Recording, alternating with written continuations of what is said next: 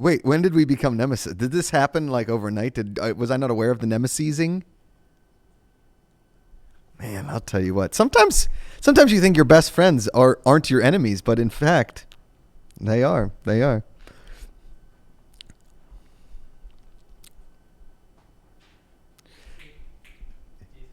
Yeah.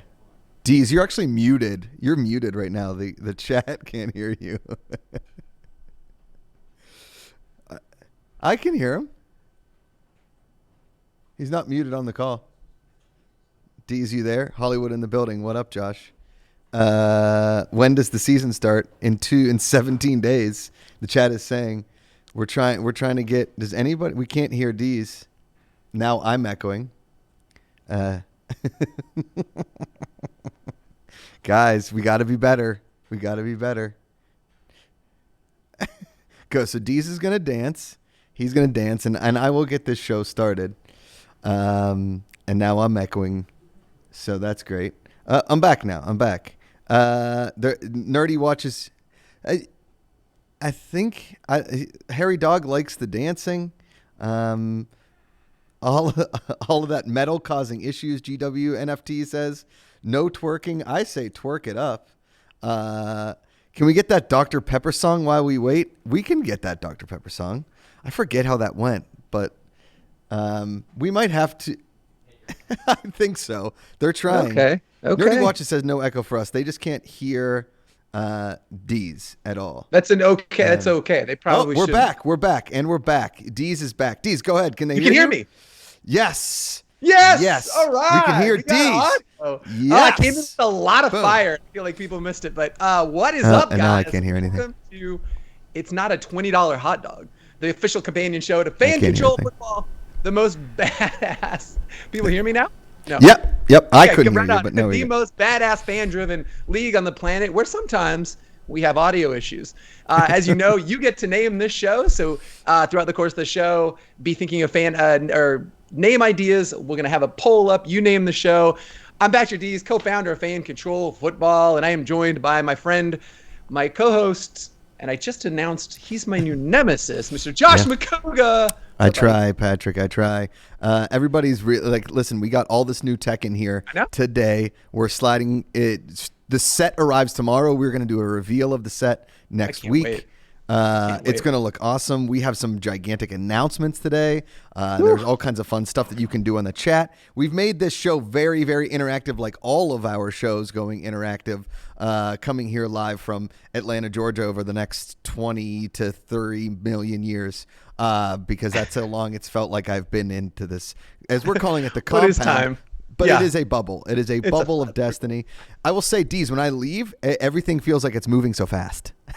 Wait, when you leave what? The actual hotel? Yes, when I leave the hotel, I'm like, what are these people it. doing in here? This is so interesting. Yeah, like, I'm so used to seeing the same people all the time that I never know. The sun. Like, well, so let's start there. Look, we have so much to get to over the course of the show. It's going to be a good one. It's going to be, some people already saw some news. There's going to be that and a whole bunch more over the next little bit. But I personally have not got to catch up with you a little bit. You are, you and team are putting together just a incredible slate of content. How are you holding up? We're going to review that slate a little bit later, but I want to know how you are, just mentally, physically. How you holding up, buddy? I wish that somebody would have gotten what I look like at about 5:22 p.m. here in Atlanta. I just fell asleep in this chair. Literally just, my body just gave out. I just fell asleep. And Jacob, I could hear Jacob, and he's like, hey, man. And he just tapped me. I was like, oh, God. Okay. All right. I'm back. I needed to rest my eyes for a hot second, and I'm back. It is, but I will tell you this. It is awesome. Players are feeling it. The coaches, everybody's getting psyched. I was at Pullman Yards 3 times this week looking at some locations for some top secret shows that we may be doing. They started laying the turf today. The practice field is down already. The main turf is being laid down. It is wild. We are pumped about it. So you've been up to a bunch. I think we actually have images of the turf. Can we let's start there, because I would love to actually see this. I don't know that I've seen these images just yet, but would love to. Jacob, do we have those? Can we throw those up? Jacob, do we have them? Hold on. We got to check this cool little new chat thing we have. Check the new chat page, Dees. Okay. Looking. Hold on for turf images, I'm being told. All right. Well, I will hold on. Like we're figuring this out in real time. We guys. are. Listen, it wouldn't be an FCF show if it wasn't just fly by the seat of your pants. Everything is exploding at the same time. Well, because I don't know, Jacob, you have this. There's a whopping 17 days until we play. 17 days until we play. Josh. 17 days. That's not going to happen either. There it is. Oh, here we go. 17 days. That was very quick. We got little snow on it now. Play that. Go ahead and play that again. You guys want to play that 17 days Yes, again? I do. Let's see it. Banana Lee saying this is now a Jacob fan account. I love that, man. Yes, can you wait 17 days? I'm going to do this show with you live in Atlanta next week. I know. Yes. Super excited. I'm there all week. I can't wait. When do you wait? So you're getting here all next? I'm so excited to have people here that are outside of the bubble. Somebody's. I love all of the people here. I will say we've become this like dysfunctional family, mostly because we're not football ops, and all of football ops is very football-y, right? And then they see us down in our cave, clicking our buttons, doing our things, getting this thing ready. I mean, literally where they've thrown us in the hotel is as far into the basement as you can. We're basically next to the boiler. Like people are coming out with like a baler, right? And we're ready to go. But everything is coming together, and we've had a very exciting week here, Patrick Dees. You're telling me. I don't like. I'm now very, very like shell shocked. I don't know what I can go to and what I can't go to. Yeah. But can I check with Jacob? Look, huge announcement.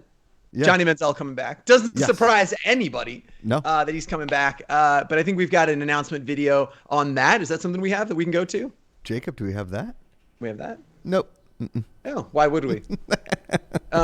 Did that surprise you, Joshua? Did you see Manziel coming back? Did I see him coming back? Yeah. Absolutely. I mean, I think that he's like the quintessential FCF player. I think so too. I mean, I'm not going to lie. It surprised me a little bit. I felt like he did what he set out to do. Well, I guess I'm of two minds, right? He did what he set out to do in season 1. He had a lot of fun. He got out there, like enjoyed the league. He, coined that phrase, win or lose, we booze. And then, I feel like walk away, right? Yeah. But I think, but I know he had a good time, and I know he kept continually saying, look, how the way he wants to relate to this league as a player, as a mentor from some of those guys that haven't played at the highest level just yet. Sure. And so I was excited and a little thrilled that he was coming back, and the way he's coming back with all the Drewski drama. Yeah, and because we thought that, I mean, Drewski kind of going after Johnny Manziel, and then Bob Menery. I mean, there was a little TMZ thing that he was hanging out with some model on a beach doing what Johnny Manziel working real hard. Working real hard for season version 2.0. Listen, we don't demand our athletes be in the highest physical shape. Okay, we don't demand it. We expect it. Yeah. It would be awesome if they were. Okay, but if they aren't, we aren't going to call them out for it because they're going to get hit and things are going to get hurt. Right? Yeah. Things will get hurt. Right? Yeah. Like my ribs hurt. Yeah. It's because you haven't been hitting the ribs in a year. You've been hanging out with models. But that's part of the joy of fan-controlled football. Dude, I took a lot of that very personally. Like, did you see all those comments on the pictures? If you haven't seen it, this is pictures of TMZ. Johnny's on the beach, frolicking with the model. It looks like he's living his best life. Let's just say that. Yep. A lot of comments about how pale he was. And I took that very personally because if that was pale, I am like translucent. Like you can pull up my shirt and see what I ate for lunch. It's not okay that's what the world wants to pile on. People just, I don't know. Astrophysical Anomaly has the best show name so far, and he says, show name, do we have that?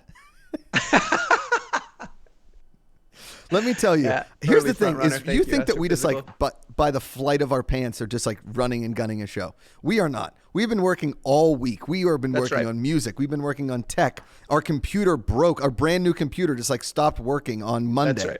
That's right. One of our team members has been injured. His knee is out. Another member of our team has had a family emergency and had to leave the bubble only to be hopefully coming back soon. One COVID. Yeah, one got COVID. Like, we're down, man. Yeah. Like, he's up in a room. He's masked up. He's got the 6-day protocol here in the bubble. So we've been working at, we've been working at 25% capacity for tech. Yeah. All of this tech showed up today. We decided to try and use it. We haven't had a chance to rehearse. There's so much going on. There's some other huge news that apparently, I don't know, is it real? It was leaked this morning, but I have no idea if it's real or not. Nobody's even told me. Where did you see it first? So, for those, go ahead.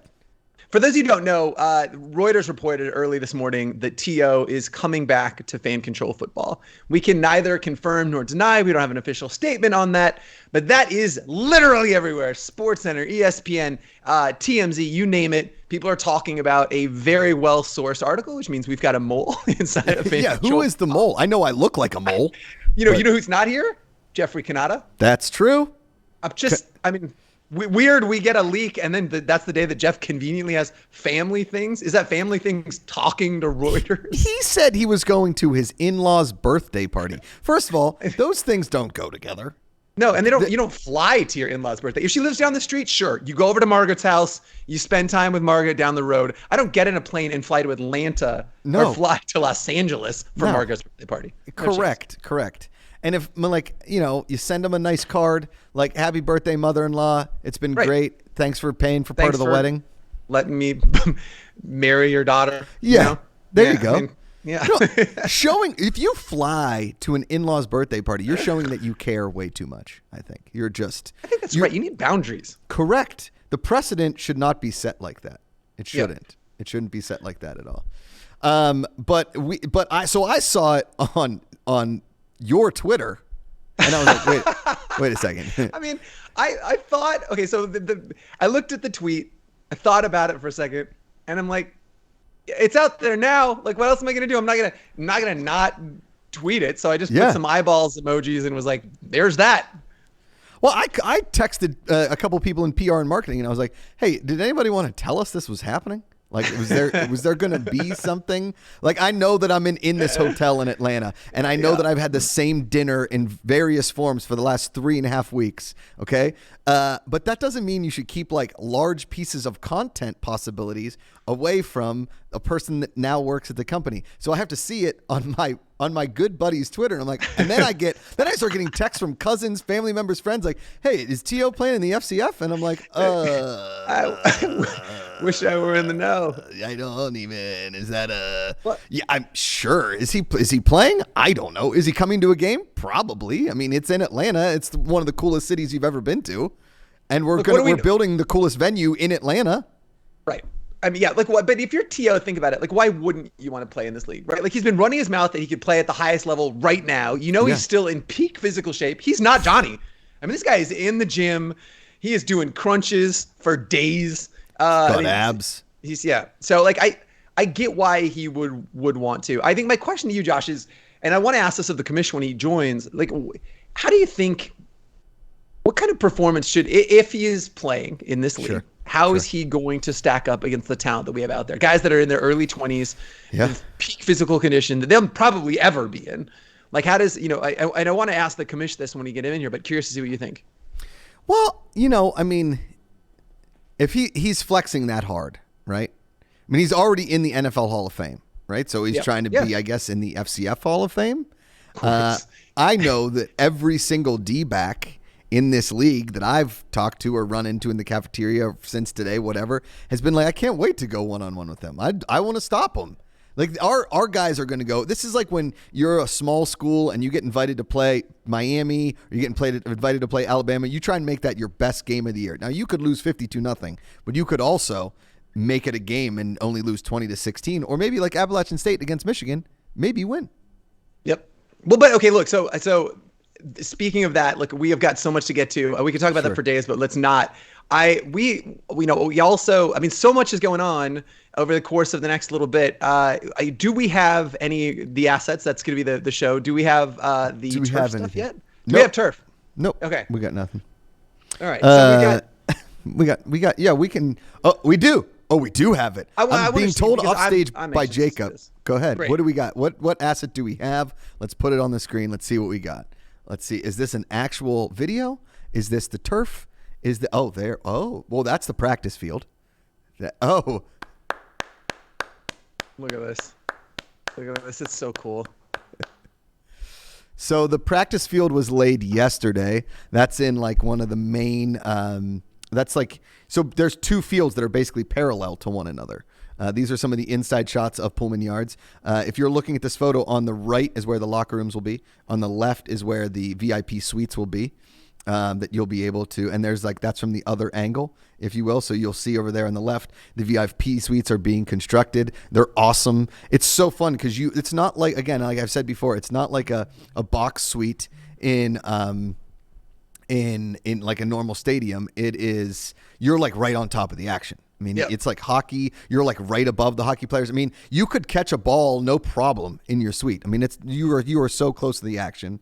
They laid this down yesterday. I ran a couple little hot routes on the practice field. A couple of our football ops workers here were like, "You're very slow," and I was like, "You're very right. That's 100% correct." I'm getting blown up about what we can and cannot talk about. So I'm glad we're moving on. Is my point. So. Okay. Don't talk about it. You're not wrong. I mean, when we first started, again, so much to cover off on, but like when we first started, thinking about this and ideating it, like, again, I fell in love with you. You mentioned hockey, like that idea of being, I don't like the sport of hockey. I love going to hockey games. Yeah, it's great, right? Right there, right? And the same thing can be said for arena ball. We want to be very different from arena football as a whole, but they capture that hockey style action of just being right on top of it. So we are always going to be a digital fan first experience. We are, but just like everything that we do, we want to be, best in class and epic. So the people that can actually get to a game are going to have a pretty wild time. Be right on top of it. Yes. Everything about this kind of stadium experience when we go in there seems to be, it's about high quality football. Yes, everybody's very excited about it, but it also seems like it is just like they're building for a Beyonce concert. They're all the roadies. I don't know why I chose Beyonce. Maybe like a Eddie Money. That's not there yet. How about where we're gonna go? Maybe like Kanye West concert in the early 2000s. How's that? Okay, sound? But with futuristic stuff. Yes. Gold digger, right? Like I can hear it. Yes. Got it. Yeah. There's everywhere that you can perform in this building, you can perform in this building. If it's. I'm looking at the chat and I just got a show name. We don't talk about T.O. That's pretty close. Yeah, we're not allowed to talk about him. We didn't not talk about T.O. That's why you come here. Why you come to this show, guys? Yes. Yeah. Well, so we've talked a lot about the venue and again how it's purpose built for this league that's entirely built from the ground up for fans. It is at historic Pullman Yards, and I believe that we have a. No, we don't. We are about to bring Ray on. I'm sorry. This is, you guys are watching this happen in real time. We eventually will have a PSA for you to watch, kind of on the rich history of Pullman Yards. Yeah, very rich history. Very, very rich history. I was able to. There he is. There's the commission. Is he on a bike? Did you bring your bike to Atlanta? No. He's muted. Can't hear him either. No, of course he is. Why wouldn't he be at this? I'd be surprised if we could hear him. Yeah, and we got you hearing.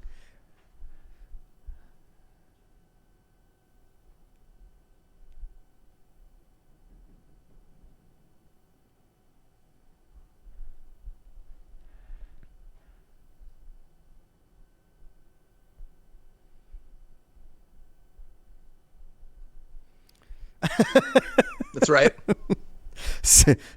17 days. I love that in this new show format and this new tech that Ray went from bad internet to literally like he is an NFT on this show. He is. Oh man, it's not great.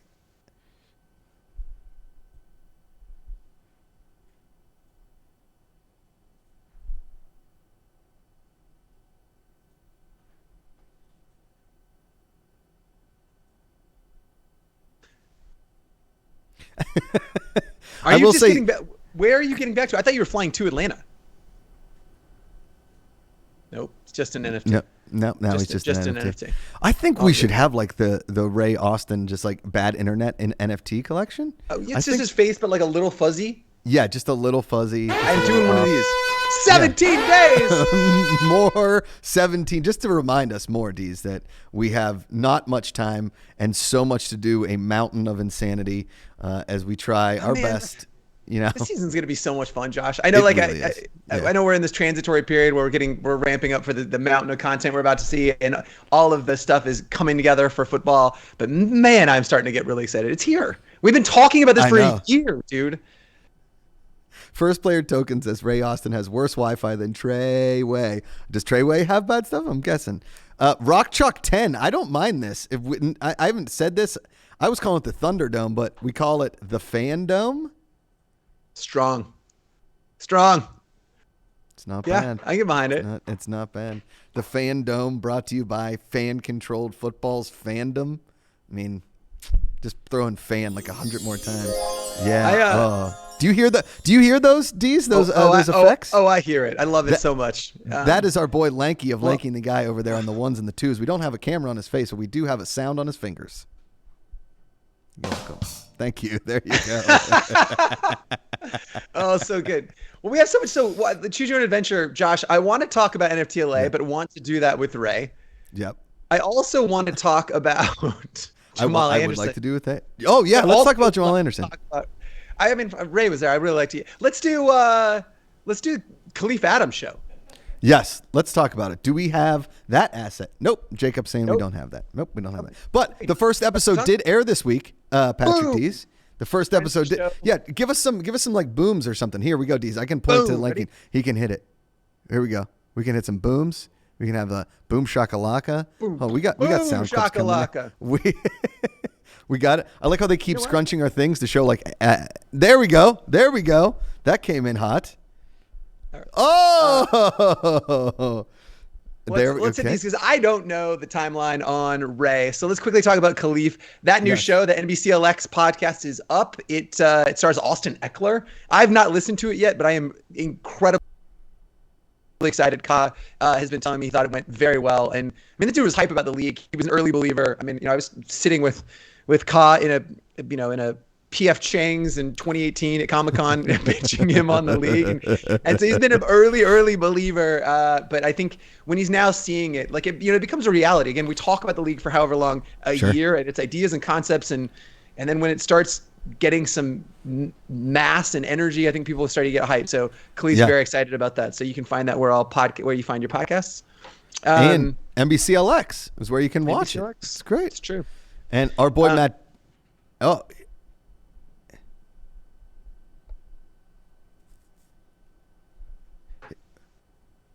He's badass.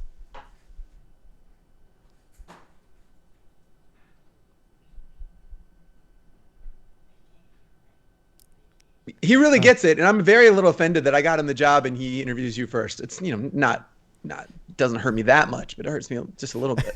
Just a little bit. We're being told that nobody in the chat can hear Ray, but only you and I can hear Ray.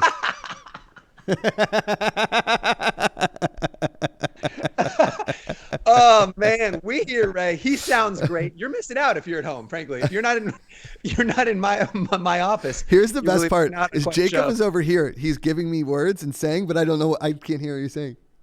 I'm looking at the chat. Okay, hold on. Here we go. We're looking at the chat. Wait, Dees, time out. We have something ready. Ready. I was just about to go to that PSA. We're talking about Pullman Yards, historic Pullman Yards. And the thing I liked about you, Josh, I mean, I like plenty of things about you, but thanks. You took the initiative and said, Dees, there's this rich history. People don't know about Pullman. Mm-hmm. Let's go tell the people. And I said, please go tell them. And this PSA is the product of that desire to educate people about why we chose Pullman Yards. So let's watch the PSA together. Yeah, here we go. Hey everyone, Josh Macuga here, CMO at Fan Control Football. That's Chief Muscular Officer. We're back at Pullman Yards to give you a behind-the-scenes tour of Fan Controlled Football's home for season version 2.0. The next great venue in the history of sports. Do. Are you ready? Of course you are. Handsomely. Go. Dave, good to see you, bud. I don't know that guy. We're installing turf so rare, we can't even show it to you. Hey, don't touch the turf!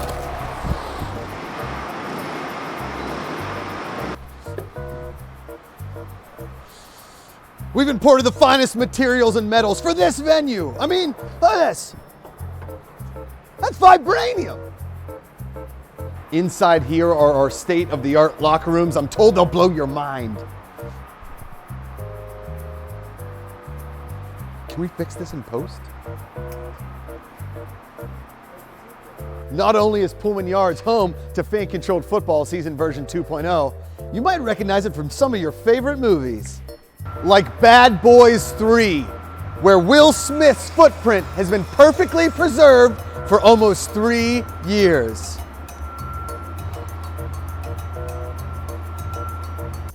And Baby Driver, where babies drove every single one of these cars. Babies driving cars. Hilarious.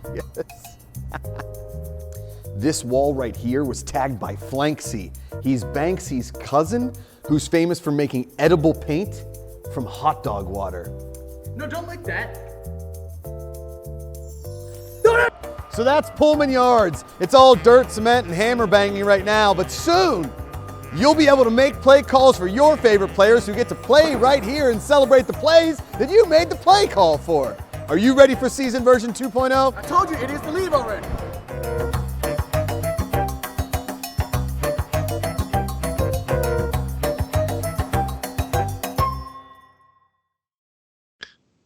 That's us. Flanksy in the house. Come on. Answer me this. When you tasted the graffiti, did you see color and taste time? Like what's going on? Rock me through that. As somebody that has licked a lot of paint in their life, I got to be honest, it was kind of a game changer. It opened my eyes to a whole new generation of paint consumption, and I'm pretty excited about it. Freddie Airmail in the chat. Show name, don't lick that. Solid. Show name Flanksy. Flanksy. Well, I love the PSAs that we've got going on. I want to make a ton more. I would let us know in the chat if you're digging those and what the next subject should be, because I feel like there's a lot more that we can be doing. Yeah, I think so too. Anything that you would like us to really explain to the masses, I'm happy to bring about all of those PSAs, because when we shoot these things, Jacob and I giggle the whole time. It's like it's our release from the bubble where every night we're up till 2 a.m. and he's like, we still have like 4 more hours of work to do. I was like, it's gonna have to wait till tomorrow. I'm falling asleep at this desk, but we're gonna do it.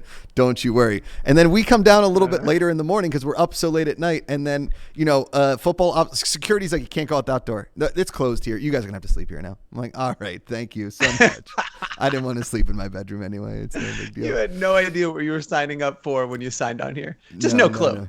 No, how could you? Ruth is Cutie says, ooh, can you just make a corny work safety video? Yeah, we were forced to put on hard helmets today. So I can most definitely do that. Man, the shots of FCF team members wearing those hard hats were incredible. Grant came on our board call. We had a board directors call earlier today, and he was showing people, and he's like, this is my new look. And it was like, had that dorky hat all huge. And I was like, it is a look, man. It's a look. That's correct. One of the foremen, who's an amazing dude, his name's Roddy. He's like the coolest guy on the planet. He's like, what you guys should get is bicycle helmets. And he's walking around with this bicycle helmet on. I was like, Roddy, you look absurd. I was like, that is the most absurd thing I've ever. Just put on the hard. The hard hat at least makes it look like construction. Now it just looks like you got off. You wrecked your bike here and you're wandering around. It's like that guy at the pool hall that, like, hold on, he pulls off his backpack. He's got a custom cue that he's like screwing together, his own little chalk. Come on. I love so good. So good. Wait, was he just thinking that they were that much cooler looking? I don't know. Maybe more comfortable. Aerodynamic? Like if he walks faster, he'll get there. I don't understand. I also asked somebody, I was like, hey, if we built a little riser here for something, would that make that like this possible? And he's like, how about you don't tell me how to do my job? And I was like, how about I'll just shut up. I think that's right. It's great. Yeah. Oh, man. Well, I know we've got Kenny G in just a minute. Would love for you to set this up. We did our first episode of the Pitch Room this past week. Set up both that show and then what Kenny pitched. Yeah. So today we have our second episode of the Pitch Room. It's the chance for people to be a part of FCTV, fan-controlled television, right here on twitch.tv/FCF all season long. We're going to bring in remote shows of people that are super fans of the FCF to talk about all things fandom. Whatever you want to do, if we like the idea, you come and pitch it in the pitch room. We either give you a show, 30 minutes to an hour, or we give you a segment amongst things, or we just say, please stop pitching us ideas, because I get pitched a lot of ideas by players, and some are great and some aren't. But I am nice to everybody. How's that sound? And I will never tell the people whose ideas I don't like. But Kenny G. Stevens came in, and he was the last pitch of the evening last week. Pitch room goes today at 7:30 Eastern. We've got Rick T, Platform, Freddie Airmail, Jakey Muffins, and Andrew Yenny, a.k.a. The Good Part. And so he was our last one, Kenny G. Stevens, out of L.A., and his idea was called LFC, Let's Forking Cook. And he's just going to be doing some bad cooking. Fans can tell him ingredients that he has to use. He can do some pre-planned meals. We're going to develop this with him. We're going to shoot a few episodes that we can air during the season.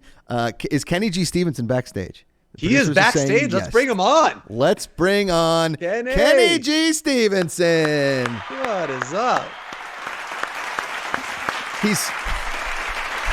He's not muted. We can hear him. It's amazing. Wow.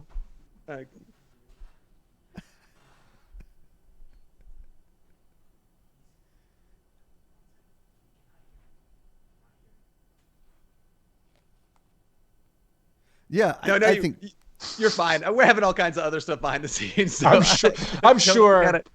We were wrong. We were wrong. The chat cannot hear him. Yeah. Oh, cool. Oh, great. Perfect. Totally muted. I love that you opened by talking so much smack about how easy it is to be unmuted, and it's we had to go above and beyond to make sure the chat could not hear you. And he's back. He can hear. We can hear him now. We can hear him. Okay. You're back. Got him. Kenny G. You're back. Now you can. Boom. At this point, can we just make sure we have to keep the streak now? Yes. If there's another guest later, don't let him in without him being muted, because I don't want just one off. We shoot for consistency on the show. Always consistency. Also, I'd like to give a shout out to our favorite chat member who's back. That would be Greg Meskel's side piece. That's my favorite new chat member. Hey yo, he or she is hot. There you go. We got some sound cues now over here. Dees, Likey and the guy have made some. There you go. I can't wait till I get to know them so I can start just firing them off. I can't wait. Well, Kenny, welcome, man. Thanks for joining us. Thanks for having me. Very happy to be here. Kenny, tell like the main crowd. Obviously, a lot of people saw you in the pitch room. What do we think the first episode of Let's Forking Cook is going to look like? We got to get you some graphics and everything going forward, but we want to know what you're thinking in that first episode. I would love to have a cool guest. That's such a benign answer. I'd love to have a cool guest. I want to do a great show and have a good guest, and we're just looking to have a good time. Take it 1 minute at a time. Every play is different. I would love to have like a fun guest associated with the league and pick something. I guess I don't want to do like a big of a challenge in terms of cooking.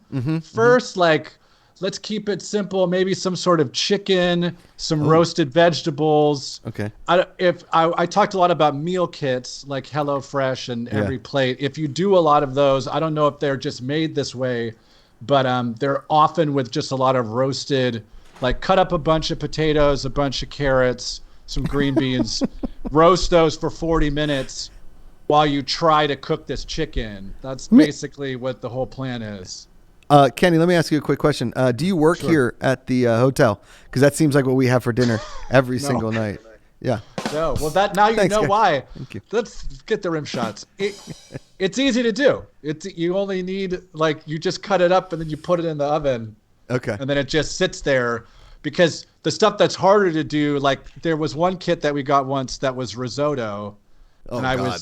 I've watched enough Top Chef to know that risotto is a really difficult thing to make. Real tough. And so it was great, you're going to screw up on this part making the risotto, but while you're doing that, just put these sweet potatoes in the oven so at least there's something to eat after you screw up this risotto. Yeah. So maybe we'll make risotto the first time. Maybe we'll just start big. Harry Dog in chat says use a microwave in the first episode. No actual cooking. It's not a bad funny bit. It's not a Here's bad the funny ruse. bit. Yeah. I don't own a microwave. So What if we get you some Tyson Anytizers? What if that happens? What do we got? If that's what we do, that's great. I mean, there's going to be stuff happening on the show besides cooking. There's going to be, we're going to be talking to the guests. We're going to be playing games with the guests. The audience is going to be able to interact with us. So, if there are Anytizers, that'll be really quick. It'll be a really quick cook. And the rest of the show will just be a bunch of goofing around. Patrick Dees has turned into a Skype Lobo. Oh, he's I was back. going to say, do we see that? Is that what everyone sees in Skype Lobo? Oh, he's hype training. He's hype training. I loved it so much. I was just fist pumping and went off camera because I was losing my mind. Well, see, talk to me a little bit. So I'm very excited about your show. Would love for people to kind of get to know you a little bit more. Like, I don't think we spent a lot of time with you on the show before. Like, talk about how you found FCF. I feel like you were early adopter. You were reaching out to me early on, being like, yo, I want to figure something out. I love this league. I love the concept. It's going to be crazy. How did you hear about the league and all that? Basically what you just said. No, I've always been kind of interested. I'm a football fan, and I've always been kind of interested in alternatives to the NFL. And I don't know where I heard about this league, but very early on, I heard that there was this league that's going to let fans vote on everything. And you can get, and I got in before they'd even named the beasts. I just was like, Marshawn Lynch is cool. I'll join that team. Yes. And was through all the voting, the color, the logo, all that stuff, and I just thought that before you even played a down of football, I just thought it was just a really cool idea because so much of sports and fan interaction fans is really like separate, and I like the fact that this league is more of an immersive experience. I also like immersive is a great word for the league. It truly is. It's immersive. Feel free. You can use it. I have the patent though, so you'll have to pay me for it.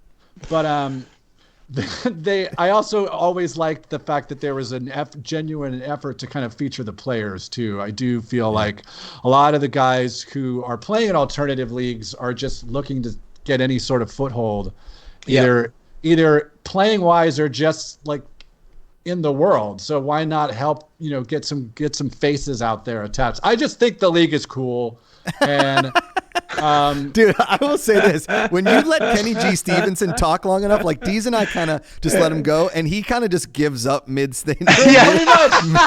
Pretty much. He just like, listen, I feel like what do we want me to say? The league is cool. Okay, that's what it is. Yes. And that's very true. Easily the best part of the pitch room show was you quit on the pitch like mid pitch. We were welcome. saying yes. We're like love it, and you're just like mid sentence. You're like I don't. It's funny because I come from an improv background. I've been doing like improv comedy for a long time, and usually when you reach that point when you're kind of done, the people that you're playing with know that it's time to get you out of there, and so they'll either wipe the scene or get you out, and that's kind of how I am. There's a certain point where I'm like, I'm just going to start. The wheels are just going to start spinning here. Which is why you should let me host this show. True. Just midway through the show, just give up. Just give up. That could be like a segment. We could let people put odds. CADs. We could let people decide like at what point when I'm just going to quit, or like there could be like odds, like over under, like 10 minutes, 12 minutes. That, you know what? That's like network kind of show idea is you just turn on the show and you start voting and betting on when he's going to give up or she is going to give up on the show. Could be a sitcom, could be like a talk show. And you're just like, they just can't handle it anymore because I'll be honest, with how some of these streams have been going in here, I'm just going to walk away too. I can't stop thinking about, obviously, the train wreck that is this stream. And I keep thinking about how Chris Rock gets slapped on stage in front of millions of people and goes on like nothing happened. It was this like masterclass in poise. And we have a guest muted and we're like, God damn it, what's going on in our lives? Chris Rock gets hit in the face. I couldn't believe it. All right, incredible. So we think the slap was real, right? Because that's been the biggest situation here. Like, was it staged? 1,000,000%. Yeah. Is that up for debate? No, people think that it was staged. I personally do not think it was staged. As somebody that's worked in and known people that have like directed live television like the Oscars, there isn't a stone. There's like, it is to the second that they have that thing. And so if somebody came up and slapped somebody and didn't tell anybody, that like they would have cut the feed. They would have just cut away. right? What would be the point of it? Why would it be? Why would a giant megastar like Will Smith and then another star like Chris Rock need to stage something? Like it doesn't. He definitely hit him. Yeah, he definitely hit him. I think if there was any debate, listening to Will Smith's like acceptance speech, like the man it starts real strong and then he just pulls a Kenny and the wheels just come off. That's what it's called. And he just starts industry term. Yeah. No, but do you know what I mean? Like he sounded unwell by the end of it. At the beginning, I thought that it was really strong. It was like 10 out of 10, 10 out of 10. By the end, I was very uncomfortable. Like, oh man, this man's he's going through some stuff. It was kind of like a drunk best man speech, right? Where the guy didn't write anything down. He was like, I'm going to write something. And then the wedding came and then he was like, listen, I love Jake. Okay. He's the best.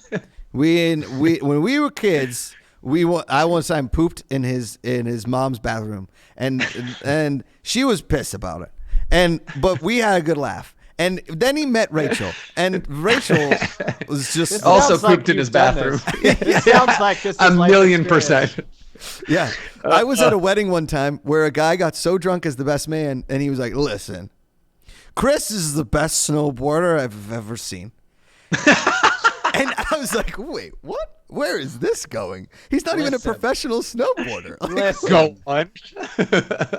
Full disclosure, I've only seen one person snowboard, so that's why I think he's the best. Oh man. Very good. Very good. Well, Kenny, well, listen, man, you're the best. We can't wait to see Let's Fork and thank Cook. you.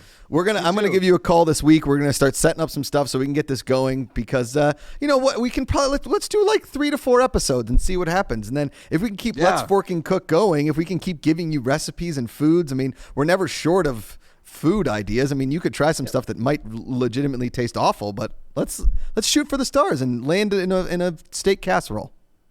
Yes. I don't know if we'll ever make a casserole, but sure, let's do it. Great pull. Send him some gear. Let's load him up. I want to see some hoodies on Kenny. I agree. Load me up. Load him up. Kenny G. Stevenson. Feed my hunger. Love that, man. See ya, bud. Kenny G. Stevenson. What a legend. Yeah, I mean, he's great. I think that's what was so fun about the pitch shows. I actually didn't know, like all things FCF, I really didn't know what to expect out of that show, technical or otherwise. But so went into that very blind and was really blown away at how thoughtful the pitches were, how innovative is the wrong word, but creative and positive, and there's a good energy behind all of them. I was pleasantly surprised and did not see Let's Fork and Cook as even remotely possible, but was thrilled he pitched that. Yeah, I know. Because there have been some players that have pitched me some cooking ideas, like some show ideas. I'm like, we don't really have the bandwidth here, like to do a cooking show. We can't let players into the kitchen at the hotel. We don't have a kitchen here. Like we could maybe do some air fryer stuff. But I was like, hey, if you guys want to go vlog like an Atlanta restaurant experience, maybe I guarantee there's some food challenges around here. I'd be happy to bring a camera to a food challenge. Just got to clear it with the restaurant first. More than likely they'll charge me, and then I'll have to be like, all right, dude, just film it on your iPhones and we can do that. No big deal. But we've got big guys here that love to eat, and a food consumption, food eating show, any kind of food show with the players. If they want to vlog it, I would love to see it, and then just throw it up in this show if we can ever get the videos or assets to work. That's the goal. That's the dream. So Kenny's food show is just one piece of FCTV, which is fan-controlled television, which again, these are fan-driven, fan-created shows that we are giving a platform to fans, going to help produce these shows, and really, have it live on our Twitch channel. Yeah. You, sir, are creating, along with this incredible team that we've got in Atlanta, a ridiculous slate of content during the course of the season. Now let's see. Do we have the slate picture that we can bring chance. up? We do. Oh my God! Got it. Oh, right away, Dees. Right away. Wow! Come on. LFG. Yes. We're a technology company too. We really are. We really are. We are on the cutting edge of technology down here in the basement, Dees. And we are trying day in and day out to make sure that technology actually works. That is that's the goal. And when we say cutting edge, we mean my hand is still bleeding from that PSA before. Yeah. Power to the hands. Power to the hands, bud. So here's what you're looking at. Here's your in-season slate. Yeah. So every day, so Monday we will not have programming, right? That we're gonna after the game day weekend of everything going on, my entire team needs a day off because we're going to be going well into the evening right here on this Twitch channel. So every Tuesday, every weekday, we're going to be starting with the morning show in the afternoon because it's not going to start until 3 p.m. Pacific, 12 p.m. West Coast. But if you live in Hawaii, it would still be the morning, I guess.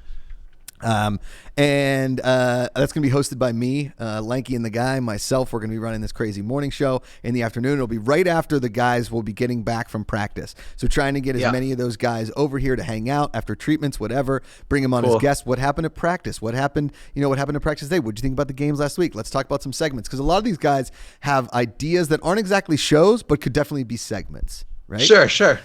Okay, so that's going to be a vehicle to feature a lot of these player segments. 100%, absolutely. So I'm learning as we go. That's cool. There we go. And then we've got some, from 5 to 7 after there, anywhere between that, we're going to have some of the FCT approved content, some of the stuff generated by fans, some of the stuff generated by players that we could shoot and bring in. It might be hosted by the players. There might be some storytelling by some of the players, all that kind of stuff that we can that we can put either in the studio or remote. It's going to be up here on twitch.tv/FCF. Then in the evening on Tuesday, we're going to have what we're calling the player pledge. And the player pledge is we're going to rotate players as fastly in as we can, 2 to 3 minutes at a time, to tell you all why they should be drafted. Why they should be picked up off the waiver wire, why they should maybe be traded, talk to an owner, talk to another owner, say like, hey, we want to make a move for another player. Because anything is possible here at the FCF. We're not going to stop you from doing things. Why would we stop you? No, and I think we're doing a better job this season of encouraging it. Kenny just talked about how we want to focus on players and give them a spotlight. Guys, we'd set it up last year so that guys that took the initiative, that engaged with fans off the field, that were active on social and lobbied for shit, that it happened, right? We saw it with the Aces and their quarterback, and literally said, look, I want to be an ace. Reached out to Greg Miller, via DM, had a dialogue, and all of a sudden, he's drafted by them. And so I think this being an opportunity for players to talk about, again, plead their case for this stuff, to me is really exciting. Absolutely. And, little known fact, if you guys are out there, a guy by the name of Tommy Auger, not Tommy Armour, the golfer, Tommy Auger, the tight end, played with Jerdy in college. And Jerdy said, you got to go play for the FCF. Now, where is Jerdy is what bums me out, because bringing back Jerdy for season 2 was one of my favorite ideas. And, he decided to go play over in Austria, and that's amazing for Jerdy, whatever. But we do miss him here in the FCF. But look out for Tommy Auger. He's big. He's like Jerdy, sweetheart of a dude. And I think he's going to be an amazing tight end. We've got some athletes here, but a lot of you don't know a lot of these names yet. And so over the next couple of weeks, you will get to know these names. If you are a fan and you are watching, tell other fans that haven't been watching per se. They're like, I'm waiting for football, because football is coming in hot, and the player pledge will give you the opportunity to learn about these guys in a rapid fire way. I'm going to have a clock going and be like, hey, you got 2 minutes, go. You got 3 minutes, go. Oh, that's cool. Like an air horn. Go. Play the air horn. Lanky, you got the air horn? Oh. We got an air horn? No? Yeah, they're over there showing each other pictures or something. Yeah, I have. Then on Wednesday, go ahead. There we go. There we go. I know. I'm just thrilled about that show. I think the idea of, hearing from them directly. I mean, because we're all talking heads. We just say shit all week long, yada yada. But the idea of hearing from the players is super exciting to me. And we're trying to get, when they come back from practice, trying to get as much of that practice footage to show what has happened at practice. We did some live streams from practice last year, but they really didn't poor Jacob, it was on his phone, the sweetheart of a guy. He's looking over there and be like, you son of a bitch. But we're going to get some practice footage. They're going to tell us what happened in practice, who was the stud at practice today, who are guys that you are sleeping on that you don't know you can draft, that pick up off waiver wires, that kind of stuff. Because this league is so interactive. It's legitimately fantasy football in real life during the season. So you can tell you're the owner of the team. But that's my point. There's so much more. There's so much more insight as to what's going in the league, right? It was there, but you had to really go find it last season. I mean, I think just so many more ways you can effectively evaluate talent, figure out what your team composition should be, and just again, we're giving people tools to be more strategic in their decision making. I wanted to call this out. Greg Meskel's side piece in the chat says there's only room for one Greg in Fan Control Football, and the superior one is making his return. Oh, let's go, Greg Meskel. Wow. Come on, buddy. I hope Greg Meskel's side piece is just Jacob in chat. That's what I would really like. So. All right, on to Wednesday, Patrick. On to Wednesday. So morning show in the morning show in the afternoons. Obviously, some FCTV approved content. Then we've got on Wednesday nights, Man Up, Draft Night, all live from Pullman Yards, and then followed. And listen, these Man Up and Draft Nights are gonna be way more interactive. We're gonna have hosts on the field. We're gonna have commentary, all this kind of stuff. It is gonna be so interactive. We're gonna have so much fun, so much fan controlling going on. It's. I will tell you what, it's gonna be way more high stakes than last year. And who's going to bring you that high stakes action? That's right, your man Josh Macuga. I think they're letting me on the broadcast. I don't know. No chance. No chance. Then after that, straight back here to what we're calling FCF Central, to the home base in the basement in Atlanta, Georgia, the Lanky and the Guy show. If you guys have never watched Lanky and the Guy make music, it is magical. It is absolutely. Of course, they give themselves the clap, Dees. Of course, they give themselves the clap. Yeah, of course. Yeah, it's getting louder. Yes. Keep going. Yes. So what I'll be doing is coming back from Pullman Yards. Lanky and the Guy will be down here making music. I'm sure some of the players are going to want to stop by, make some music with them. We're going to do some funny beats, all kinds of fun stuff. It is one of the most fun musical entertainment shows you will ever see. It's unlike anything. They just threw themselves in the chat. Boom. Or FCF did. Lock up for MVP. Is Marcus Harvey coming back? I don't think so. But they come in. And their music is just nonstop entertainment. People come in, come out, make up songs. When they first started laying down beats in the hotel, we had to move them down here because they couldn't get any work done because players just kept stopping and be like, "Hey, I want to make music with you guys." And I was like, "We got work to do." Yeah. But I mean, but no hyperbole. Their stuff is just absolutely wild. I mean, we could do a whole segment on how much we love those guys. I mean, because originally you and I were talking about finding, a music centric,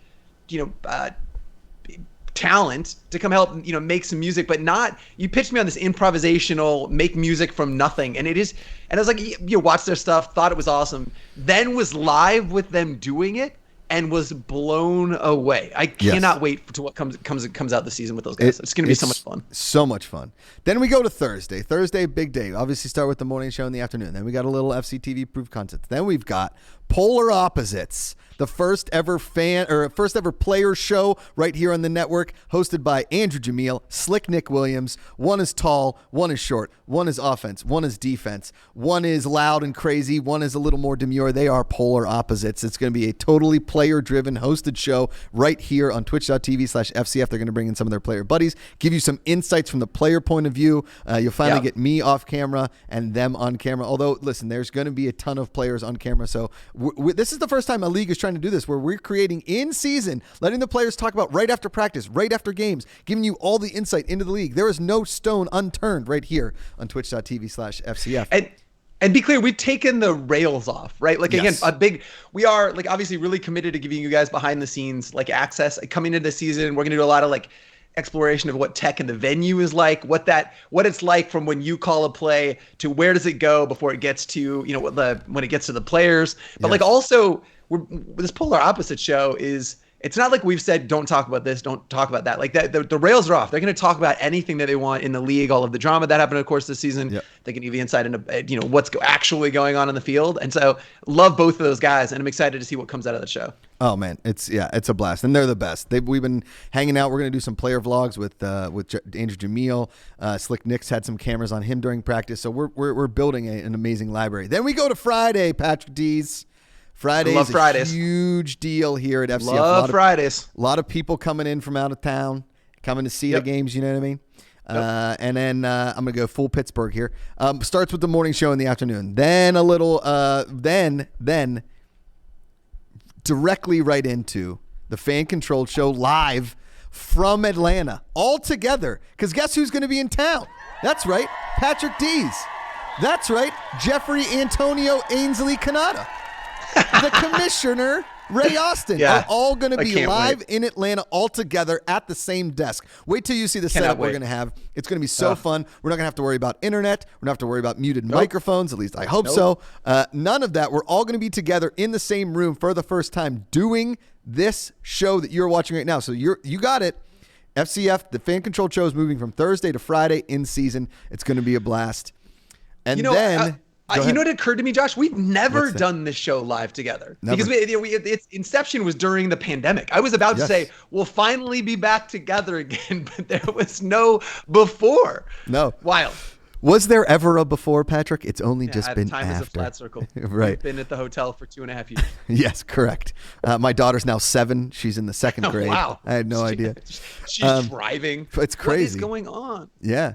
And then we've got on Friday, we've got what we're calling Huddle and Flow. It is a rap game show. We are pumped about it. A lot of these guys in here do rap. Lanky and the guy make incredible beats, and these guys are going to be freestyling. We're going to give them some words to work on. This is PG-13 rated, so there are some swear words, but not the really bad ones. So we'll see how creative these guys can get.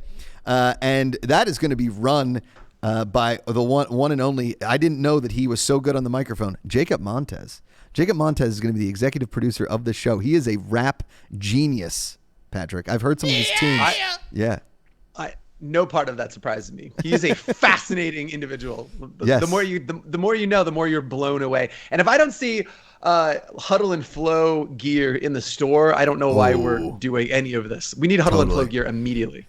Well, and we should start designing that insanely. And then Friday night to round out the week leading into game day, the Lanky and the Guy show, another Lanky and the Guy show. So music into the wee hours, so that this channel is active all the way into game day. We get a little break, and then game day starts on Saturday. 4 games, 385 hours of content in a row, right here on Twitch.tv FCF. Sick game day, and then into Sunday, we're gonna do a show called Run It Back, Dees. Okay. Run it back. Run it back. It's a rebroadcast of all the games with the players giving you commentary over their performance of the game. This isn't X's and O's. This is just basically a barbershop style show where they are just busting each other's balls as one offensive player, one defensive player from each team's making fun of each other, calling you, the fans, out for calling the wrong plays, all that kind of stuff, because we have the ability to do that, and we have microphones for them here, and they're going to have a blast doing that. And then we have a Lanky and the Guy show. They're going to do a musical review of the games that were on Saturday, and then we're going to end Friday. A lot of players are very excited about this. This is kind of our nerdy adventure on Sunday. Our fun, we're calling Fan Controlled Fate. This is Dungeons and Dragons live in studio here at twitch.tv/FCF. Players, coaches, a trainer. We have some guys that work in equipment that love D&D, and this is hosted and run by the one and only Stathead himself, Kyle Sheridan. What a story. What a story. From rags to riches, Patrick Dees, from rags to riches. Incredible. Yes. So that's that's so much. That's a lot of content, Josh. That's a lot. You've been busy. We're biting off in small chunks until we get to the big chunks. It's a family style buffet of just awesome. Go ahead. I can't wait to go. I didn't mention this when you're talking about Run It Back. That's another show that I personally am super excited about, because again, it's an opportunity to be able to think strategically. How do I become a better fan? Because not only are they going to give each other shit on that show, but also, to your point, they're instructing fans as this is the play we need to run then, right? Knowing actual play names and whatnot. So when you're in game time situation, you can go back to what they were talking about in those scenarios and actually be a more effective play caller for your team, and I think that's gonna be so much fun. Absolutely. I mean, we're trying to build a television network here, basically, for fan-controlled football and fan-controlled sports in general, fan-controlled fandom. Anything that you guys want to do, you want to talk about, we're here to do it.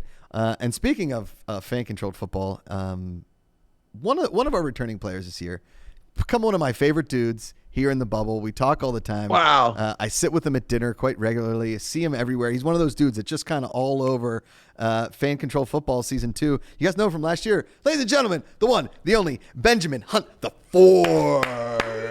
What's up, guys? How you doing? There he is. Look at him. Hey. He's sitting right next to me. You could That's do amazing. a two-shot. Oh, it's incredible. Can you? Oh, so do we good. do a two-shot? No, we don't have that. Nope. Jacob's telling me we don't have that. Dees, we don't have it. We don't have it. No, I know. I'll stop asking for it. All right, Ben, tell everybody about yourself. Tell them all about it. So, Ben Hunt IV, I'm a DB. This is my second season in the FCF. I was here last year, rock number 26. Probably can see me in that number again, but I'm from Mount Laurel, New Jersey. I went to Colgate University, played DB there as well. So now I'm here just trying to, get my name out there, play great football.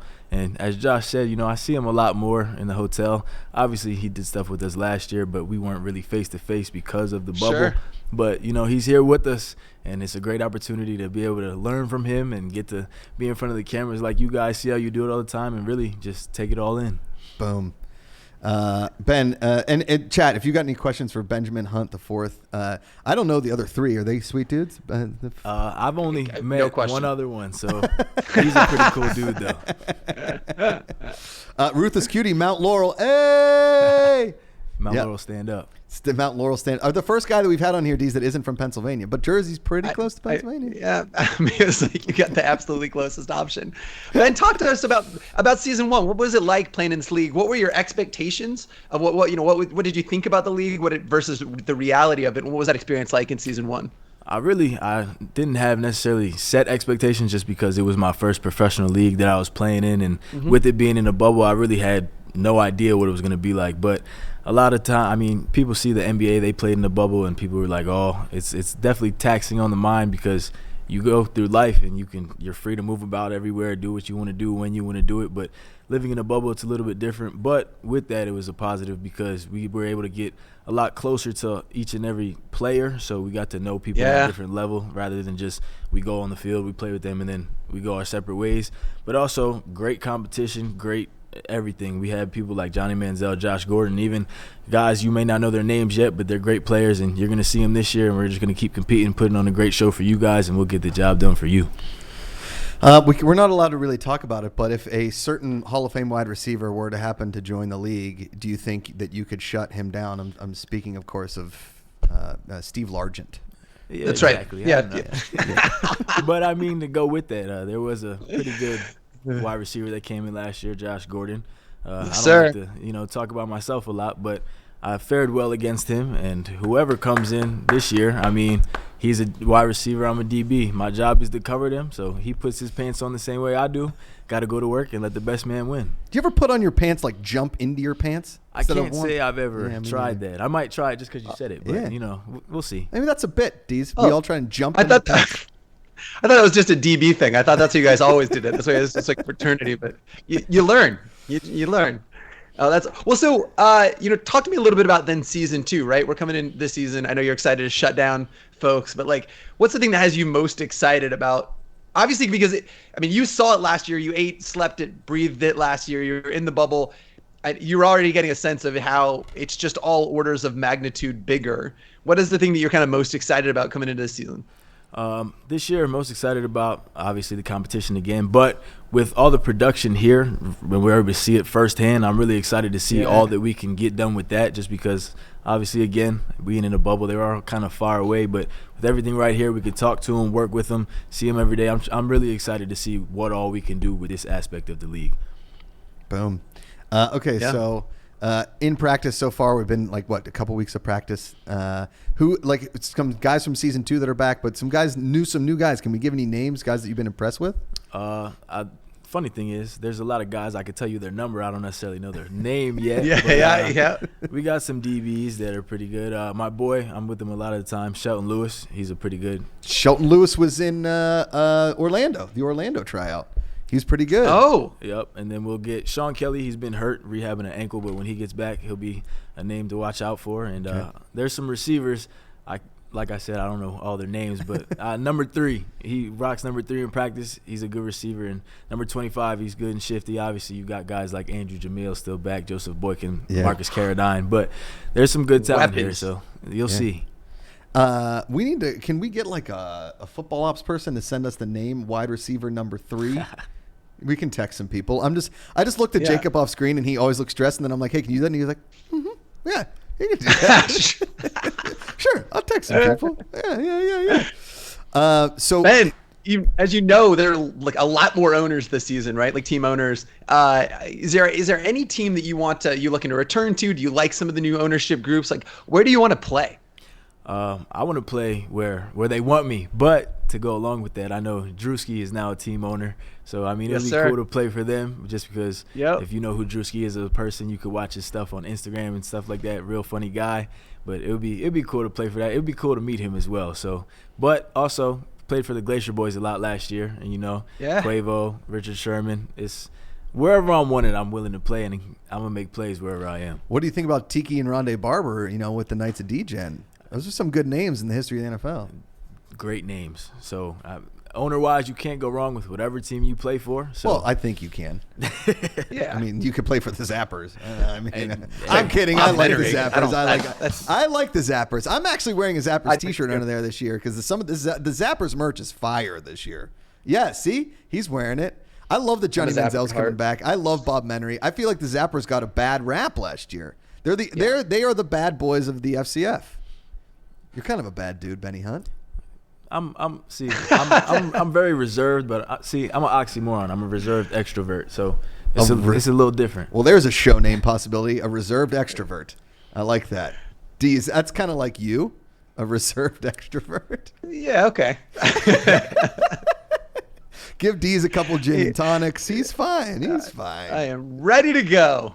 So you played at Colgate. What other leagues have you played in professional wise since Colgate? So the only other professional league I played in was the Spring League. Okay. I played in the Spring League in Vegas in 2020, right before COVID hit and shut everything down. Oh yeah. And then after that, I got this opportunity, and I was here last year. There you go. All right, number 3 I'm being told is Traval Calvin. Traval Calvin. So you guys know their names, their numbers. I'm getting their names. I wish that you guys would wear the numbers throughout the entire day so that I could see you in the hotel because I'm not at practice. Yeah. Okay. So Traval Calvin, write that down if you guys are drafting. Because here's the thing: a lot of our OG team fans and team owners have switched over to some of the Ballers Collective teams, and so they are looking to build a dynasty within the Ballers Collective. A lot of those Wild Aces fans are now Bored Apes fans. Yeah. A lot of the Beast fans have gone over to the Knights of D-Gen. A lot of the Zappers fans, they're still Zappers fans. So I've been burning the Zappers a little bit. I apologize. Ben, you love football. You love, what? For me, you were in the bubble last year. What's the difference between the bubble last year and the bubble this year, besides the fact that you guys can leave?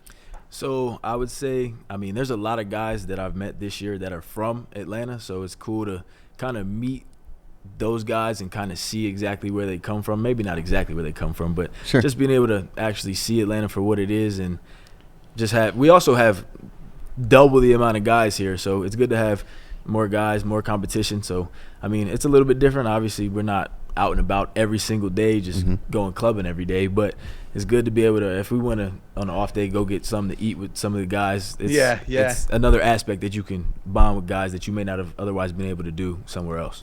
It's interesting that you said that. Do you feel like the bonds, again, it's still early, but are the bonds as strong as they were last season? Because there's something about just being with each other all the time. I talk about it a lot. I'm sure Josh is gonna have some of this going forward. But when on the football ops side of things, when two guys that were in the bubble together see each other, they just have this look. They just give each other this look like we've been through some shit. Do you think the bonds between players are as strong as they were last season, or are they potentially stronger? Because to your point, you're out and about. You're going, not every night to clubs, but you're going to clubs, getting food, creating memories, building chemistry. I would say that definitely the guys who were here for the first season, obviously not everybody's back, but the guys who were here for the first season, there's a stronger bond there just because we've seen what the FCF has to offer already, and we try to pass that down to the other guys who may be their first year here. And me personally, I don't feel any different just because I am a veteran. I go out there, got to work every day because they could take my spot. Just because I'm a veteran means nothing. But with that being said, there's that aspect of competition. That's definitely something that may be a little bit higher this year just because last year everybody was doing it for the first time, so the new guys, they come in, feel like they have something to prove, which we all have something to prove, but with that, they kind of have a chip on their shoulder, okay, just because you were here last year, I don't really care. You can lose your spot and I'll take it, and it doesn't really matter. So I'll say the competitiveness may be racked up to the next level just because of the fact that a lot of people have stuff to prove, regardless of if you're a veteran or if you're a first-year player. So in the chat, a lot of people are saying Beast fans didn't actually go to the Knights of D-Gen, but what are you going to do? I think I just made that up. I don't know. I'm sure some did. I think one person went. Then Delange in chat is saying, how are the quarterbacks doing? That's what, I mean, you're a DB. You're kind of facing some of these guys. Are you feeling any of the new guys, some of the returning starters from last year? How are the quarterbacks doing? As a DB, I'll say they could. We get our fair share of picks and PBUs. I'll just say that. Oh, okay. Oh, so you're not gonna give any kind of anything to any of the QBs? I mean, I already gave enough props to some of the receivers. I can't, All right, how about some D linemen?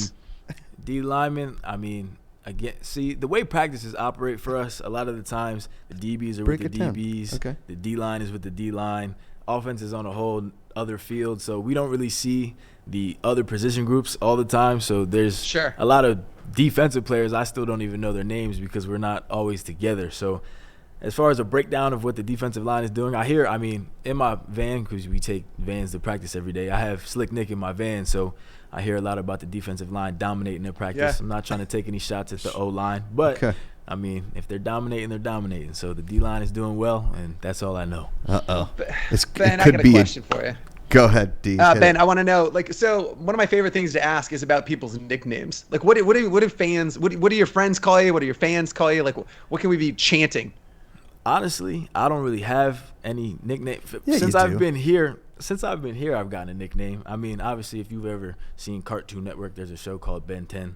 Some guys just keep calling me Ben 10, so I'll go with it. Ben 10. So I love it. I was gonna say Snow White and the Huntsman over here.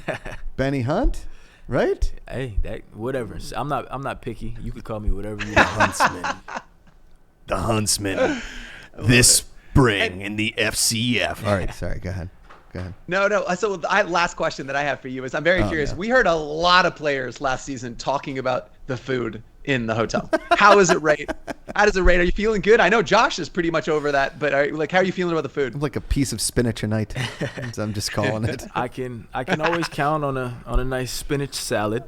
That's that's always gets the job done. And I mean, the food's free for us, so I can't really say much. Yeah, that's true. I'll take what I can get. I mean, the cereal is always good. Yeah. So late night cereal that keeps me going. There's some apples, bananas. What are you rocking cereal wise late night? Is that like we look Lucky Charms? We doing Captain Crunch? That's a hot question. Late night cereal. It says a lot about you. I love me a late night bowl of cereal, but definitely I feel like it's like a Rorschach test. It says a lot. I normally go Frosted Flakes with 2 packs of sugar. More sugar? Whoa! You see? Look how sugar. Just learned about Ben 10 right from that sentence. It is Ben wild. 10. Ben 10. Ben 10. Real quick, the show poll is up right now for what we're going to be called next week. Thank you for all your submissions. First one, T.O. Second, that slaps different. Don't lick that. After school PSA and jump into your pants. Unfortunately, my favorite, jump into your pants, is at 0. I'm going to vote for jump into your pants. Vote for that one. I also want to don't lick that. I think that is strong. Well, we will just never tell Jeff Kanata why we were named that. Let's just go. And Don't Lick That is currently crushing in the vote. So get those votes in. Vote for the show name of next week. And just a heads up, stick around. At 7:30 p.m. Eastern here, 7:35, somewhere around there, we're going to go live with our second episode of The Pitch Room. Tonight on The Pitch Room, we got some of your favorite fans. We've got the Rick T platform, Freddie Airmail, Jakey Muffins, and the good part himself, Andrew Yenny. So we've got a fun show planned out for tonight. And sitting right here with us right now, Snow White and the Huntsman, Ben 10 Hunt the Fourth. The 3 before him were great dudes, but there is none quite like Benny Hunt the Fourth. Is that what they say about you? Yes, sir. It took 3. It took 3 to get perfect. It took 4 to make a legend. Oh, what'd you say? Say that again. What'd you say? What's that? It took 4 to get it right. Took 4 to get it right. Boom. I don't know about that. I liked your legend thing a little bit better. Ben, what's anything else that you want fans to know about you before we get into the season? Yeah. Anything else I want? I mean, if anybody likes sneakers, I'm the guy. We have that in common. So if you like sneakers, I'm somebody out on the field that I'll represent everybody behind you. But other than that, like I said, I'm a reserved extrovert. So I mean, I'm being told in chat that a reserved extrovert is called an ambivert. An ambivert. Look, it rolls off your tongue. There's a good mouth feel to the word ambivert. I'm a proud ambivert then. I love it. How about your new nickname right here, Dees? You ready for it? I'm ready. Ambenvert. Strong. I'm going with it. I'm gonna just keep saying it till it sticks. Suck. I'm sticking with it. Ben, where can people find you? Like where to find you on social? Where do they follow you? Are you out there making content, engaging with fans? So my Twitter and my Instagram is both Ben Hunt _25. That's what I'm most active on. I mean, I do have a TikTok. I have yet to make videos. I kind of just watch them. But he is aware of the platform. Yeah, he's got very it. similar. He's downloaded the app. He's just ready. Because here's the thing. As we all know, if you are the fourth in the line of Benjamin Hunt the fourth, you don't make TikTok. TikTok makes you. No, that's right. Everybody knows. And listen, Ben, before we let you go, I was just going to say, like, the commission wanted us to tell you that you are without a doubt one of his absolute favorite dudes from season 1. And I think that's a tremendous compliment because Ray has a special bond with players. He really knows people and really, I just that is not something he just would throw around, if that makes any sense. So that's mad props to you. Looking forward to seeing you play this season. Thank you. I appreciate you guys for having me. And I think this season, it's kind of pitched the show idea. This is the player pitch portion of the program. See what I did? A little alliteration. We're going to do some sneakers show with Benny Hunt the fourth. Maybe we make some original Benjamin Hunt Air Maxes for myself. We do a little, I don't know. We can maybe get Nike to sponsor this program. We don't have a shoe sponsor yet, do we, Dees? We do not. Boom. Here we go. Will soon. There we go. The Benjamin Hunt Originals. We want to. Oh, is the show name up? Do we get it? No. What do we got? Oh, we got to keep going. Jacob's telling me to keep it going, Patrick. Keep it going. Love it. We've got a few more minutes here. Ben, you can stick around if you want. Oh no, I'm being told, Ben, you have to leave. Hey, well, again, thank you for having me. Thanks for coming through, man. Can't wait to see you play. The fourth. Let's go. What a legend. Let's go. One of the commission's favorites. And just listen, I'm telling you, I might be a little,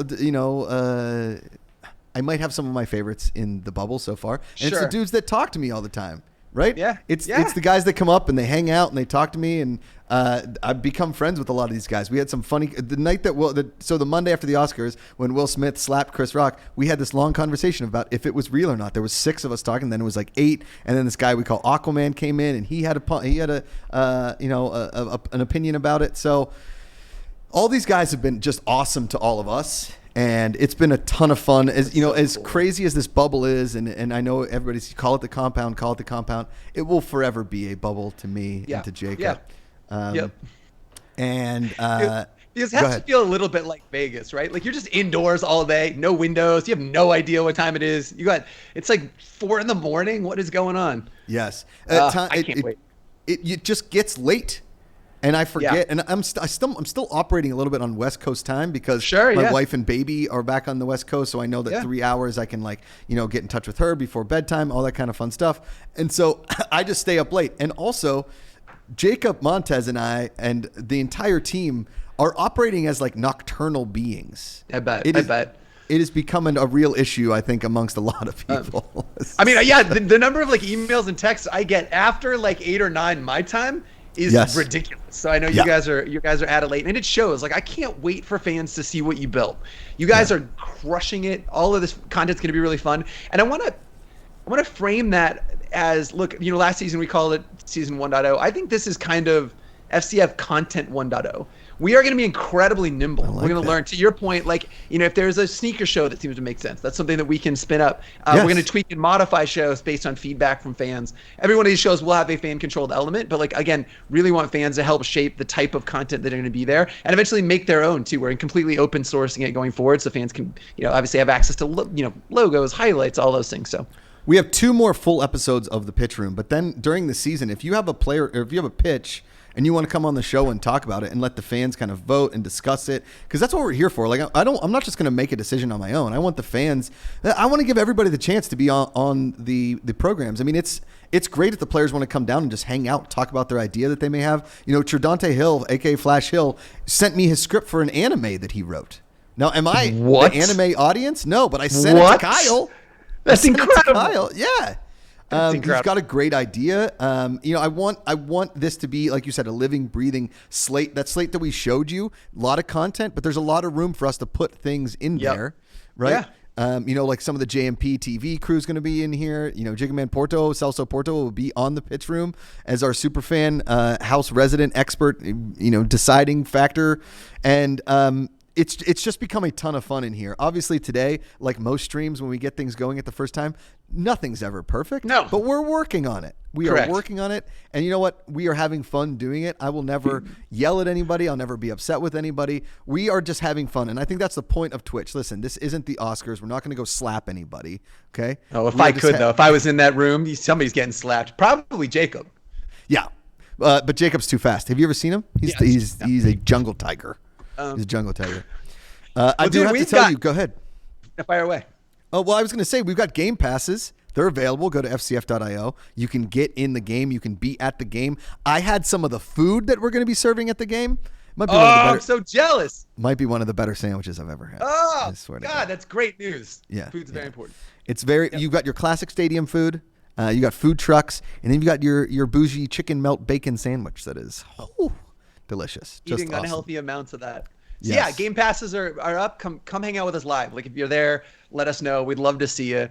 And then a ton of news coming this week. So early next week, keep your eyes peeled for some just wild announcements coming to season 2. We're really ramping the those star players and the just entertainment value here. So keep your eyes tuned. As always, you can join us here at twitch.tv/FCF. You're tuning in here, but come hang out with us next week. I'm going to be there live with everybody. I just can't wait. So come hang out with us then. I feel like there's something else. Oh, next week, the 9th, we have a preseason game. Yeah. So we will be, obviously, stay tuned to the socials. We'll be letting you know when that's going to go live and what part of that we're going to show to fans. But it's going to be us testing a bunch of stuff. It's a podcast test, tech test. But like everything, we're letting you, the fans, in. So come hang out, watch some downs of football, watch it all, see how the sausage is made. But come hang out with us. And that sausage is hot and ready to be played with on a field. That was creepy. That came out weird. I apologize. Really gross. But to go along with that, our winner and the name of next week's show, Dees. Hit some drum rolls, Lanky. You got a drum roll? Don't lick that. Don't lick that.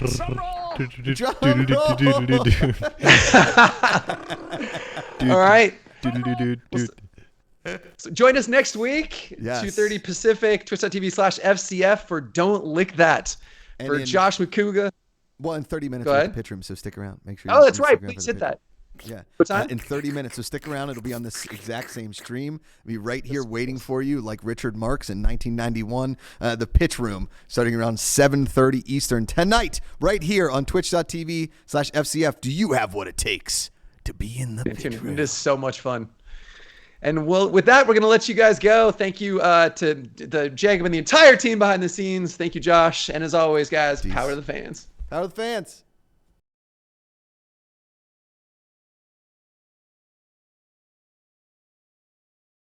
Now. It's me, Josh Macuga. I'm psyched to be here for the pitch room. Very pumped about it. And, I don't know what's happening backstage sometimes. I see everything is good. I'm seeing thumbs up from across the board. I'm pumped about it. We're back here for another episode of the pitch room, twitch.tv/FCF. Thank you for the applause. I know I feel it. Sometimes you just need some applause. You can keep hitting the applause. I don't really care. I mean, it feels good. Thank you all so much. Like I said, I'm feeling pretty good about myself right now. Thank you all for tuning in here for the pitch room. Here's how this works. My name is Josh Macuga. I've said that before. I'm a director of content here at Fan Control Football. Twitch.tv/FCF. Tell your friends, tell your family, tell everybody you know. Run down the street screaming our Twitch channel. I don't care where you live. If people look at you weird, walk into your local bar. I don't care if you're under 21, over 21. You say, hey, what are you guys doing in here? Get to twitch.tv/FCF and watch the pitch room, where all of our content is coming out in season version 2.0, which will launch April 16th, Saturday, April 16th, our first game, 1 p.m. live from Pullman Yards in Atlanta, Georgia, the hottest venue in sports. Game passes available at fcf.io. 8 teams, 4 OG teams, Glacier Boys, Zappers, Should Have Been Stars, and Beasts against the 2 new Ballers Collective, Kingpins, Knights of Degen, 8 Okie, and the Bored Ape Football Club. You guys are ready for it? I know that you are. I loved what that was. I loved that. I'm joined today on the pitch room, and here's how the pitch room works real quick. We've got some super fans that want to pitch their ideas on FCTV, and the only way for them to get their content here on fan-controlled football, twitch.tv/FCF, is if they can approve and impress us, the judges. My first judge, he's here with me all the time, live from I believe it's an office building in Pawnee, Indiana. Ladies and gentlemen, Jigga Man himself, Celso Porto. Yes. How you doing? Oh my gosh, the upgrades from episode 1 to 2? That's epic. Is the clapping and everything. Yeah, you like that? Yeah. Oh, I mean, good. we are building one show at a time here, Celso. I can't wait for you to get to Atlanta to be on the set live, because tomorrow, April 1st. Is tomorrow April 1st? Is this tomorrow? Yeah, April 1st. Good. The set arrives. I hope that it's not an April Fool's joke and they're just sending me pictures of a set being constructed off-site and then they just don't ever show up. So you didn't get the email? Because they told me this was the set to change my background. And this. So there's an. Okay. All right. Yeah. All right. Celso, you were here last week. We proved a couple shows. Oh, man, you got cricketed there. You got straight up cricketed. Nothing quite like a good cricket. And no sound effects for me. So you were here last week, Celso. We had a couple of approvals, a couple segments. I'm very excited about some of those shows to plug right in here on twitch.tv/FCF. What are you thinking about tonight's contestants? We've got, for the ladies and the gentlemen, we've got Rick T of the Rick T platform. We've got Freddie Airmail. We've got our boy Jakey Muffins, the pride of Mustache USA. And of course, the good part, aka Andrew Yenny. What do you think? What do you think is going to happen here? That's a stacked group. It is. I mean, it really is. I mean, Freddie Airmail, if not anything, is like one of the best people in the chat room always. Always. Like the wit is just amazing, right? Of course, the Rick T guys, they do all kinds of stuff as it is. So I'm sure they're gonna come in, just blazing fire. I mean, that dude's always ready to go. Is it a platform of one human? Is it like 9 Inch Nails is Trent Reznor? So the thing is, it took me a while to figure it out too. I was like, wait, Rick T E is messaging, but so is Rick T platform. See? But yeah, so there's actually a whole team of guys that make the platform. Right. Well, then it should be the Rick Team platform. It should be the Rick Team. We should pitch him when he comes on. Correct. And yeah, thank you. All right, we'll do a little back and forth with him there. You're as old as I am. Do you remember Rick Dees in the weekly top 40? Do you remember that? Yeah, I don't think it sounded just like that, but it was close. You're supposed to support me on all of this. Yes. Oh my God, I totally remember that. It was so good. Sick, dude. All right. So we were supposed to have the Commissioner Ray Austin on this evening, but Ray lives in a spot where apparently no internet is available. It's been going on since we started the Fan Controlled show not so long ago. But we have decided, we've searched far and wide. High and wide? That's not a thing. We've searched far and wide for another judge this evening, live here in studio. And we didn't have to look that far, because for the first time on camera here on twitch.tv/FCF, all the way from a 1990 Itasca RV in the parking lot of where we live here in Atlanta, it's Lanky and the Guy. Let's go! How are we doing, everybody? Let's go! What's up, people? How you doing? God, you guys look good. I'm so excited. Are you playing some? You should play a little piano. That kind of sounded like a Bertie Higgins Key Largo intro. It's a yacht rock song you guys might not know about. Right. Yeah, not in on that one. That's okay. Most times you bring up any kind of music, it's yacht rock. So yeah. I got a quick story before we go into the first pitch here. Lanky and the Guy, obviously our sound engineers here, our house band, Beatmaster Generals, my new two good buddies. We all Well, I'm because blushing. I mean, Yeah, Jeez. absolutely. just awesome humans. So we were interviewing some players last night about some things. So we're going to bring on a bunch of live interviews this season, all kinds of fun stuff. And they hit one note of an Ambrosia song, and I stopped what I was doing. And I just looked at them, and they were like, one note. I was like, yeah, that's the yacht rock. You love it. You Yeah. love yacht rock. I've never seen somebody have so much passion for something. It is in my soul, that yacht rock. And I'm hoping tonight these 4 pitchers bring in some hot fire yacht rock. Celso, what do you think? If anybody was, it might be Jakey Muffins. I wouldn't put it past him. Yes, so yes. we'll see what happens with him.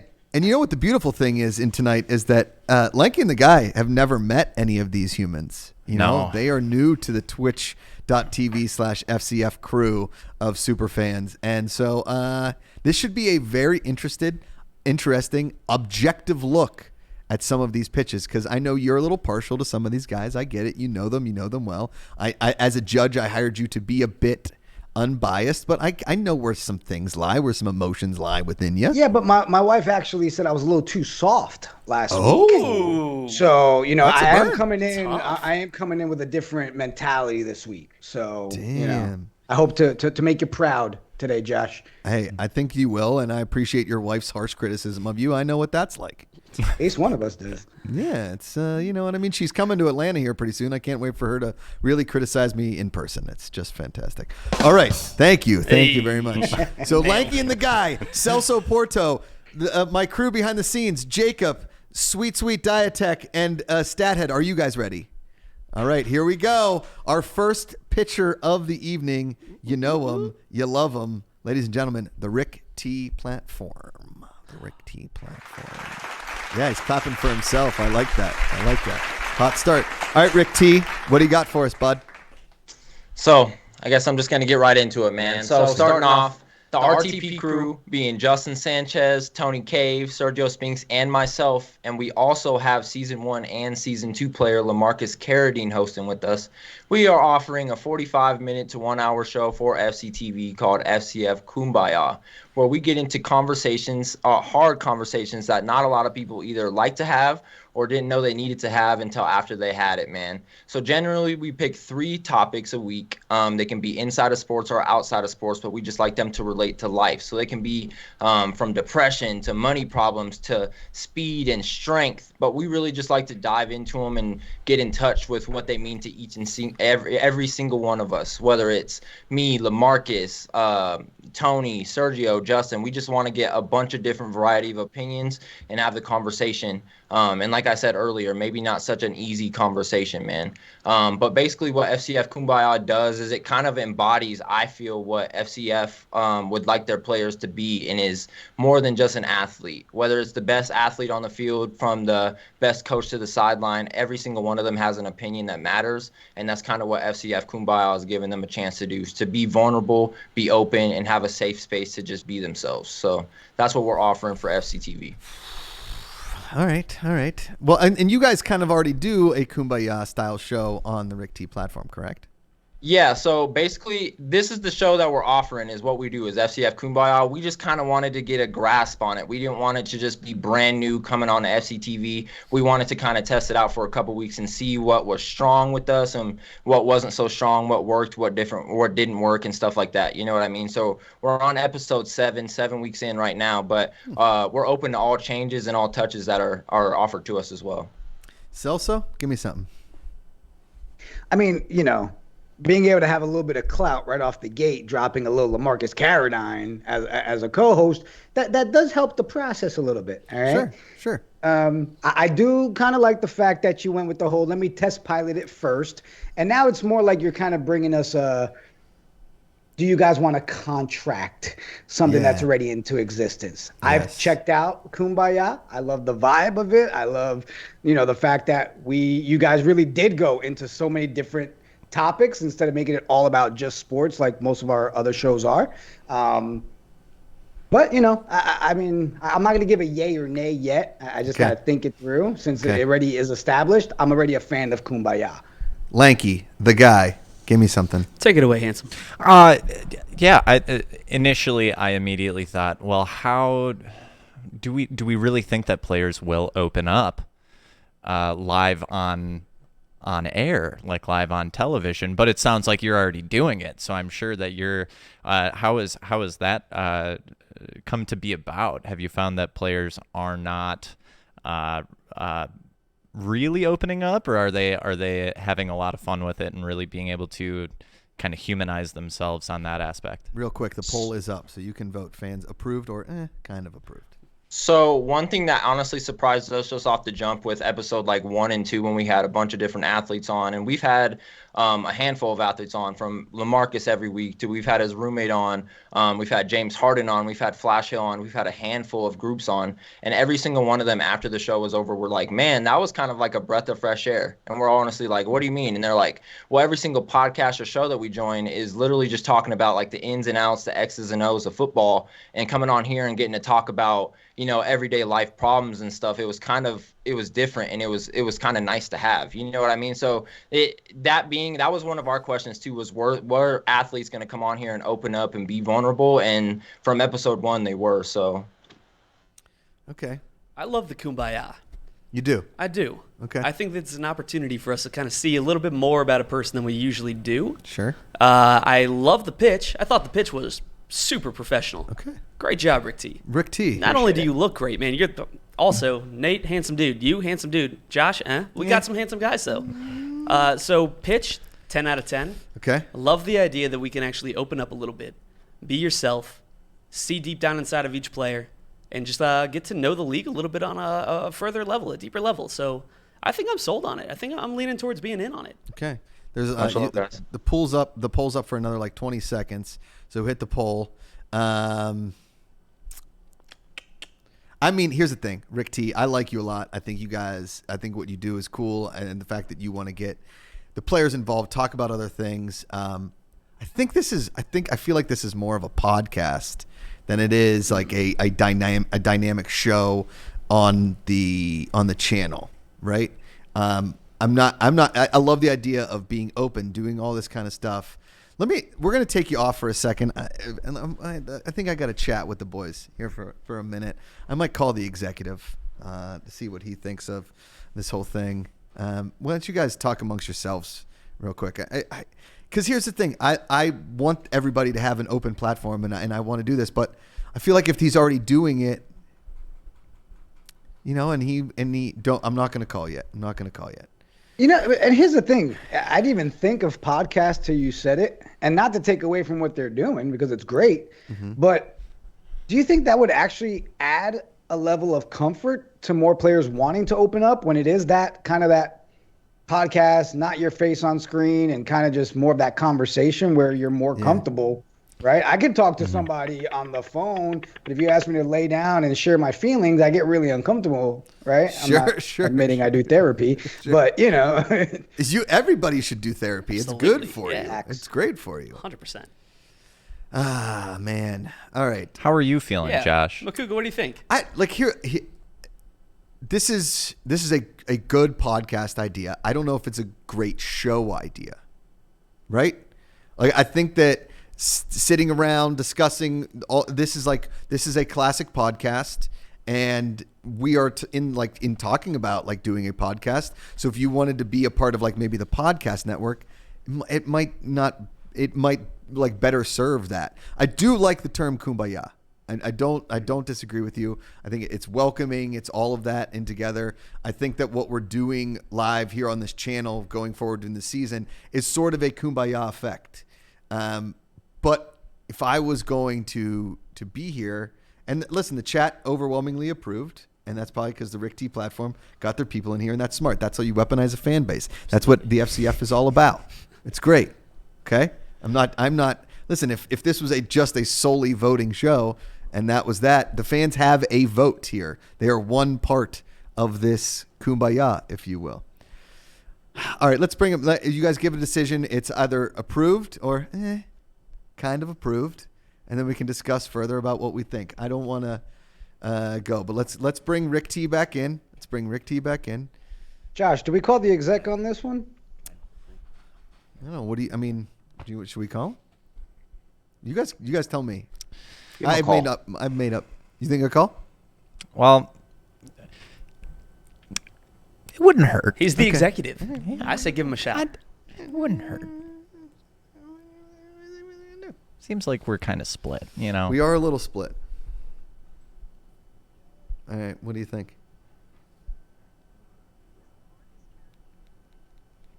No.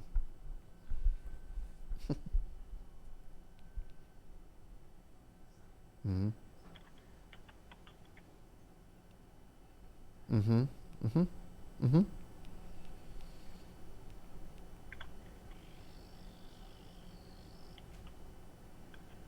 Mm-hmm.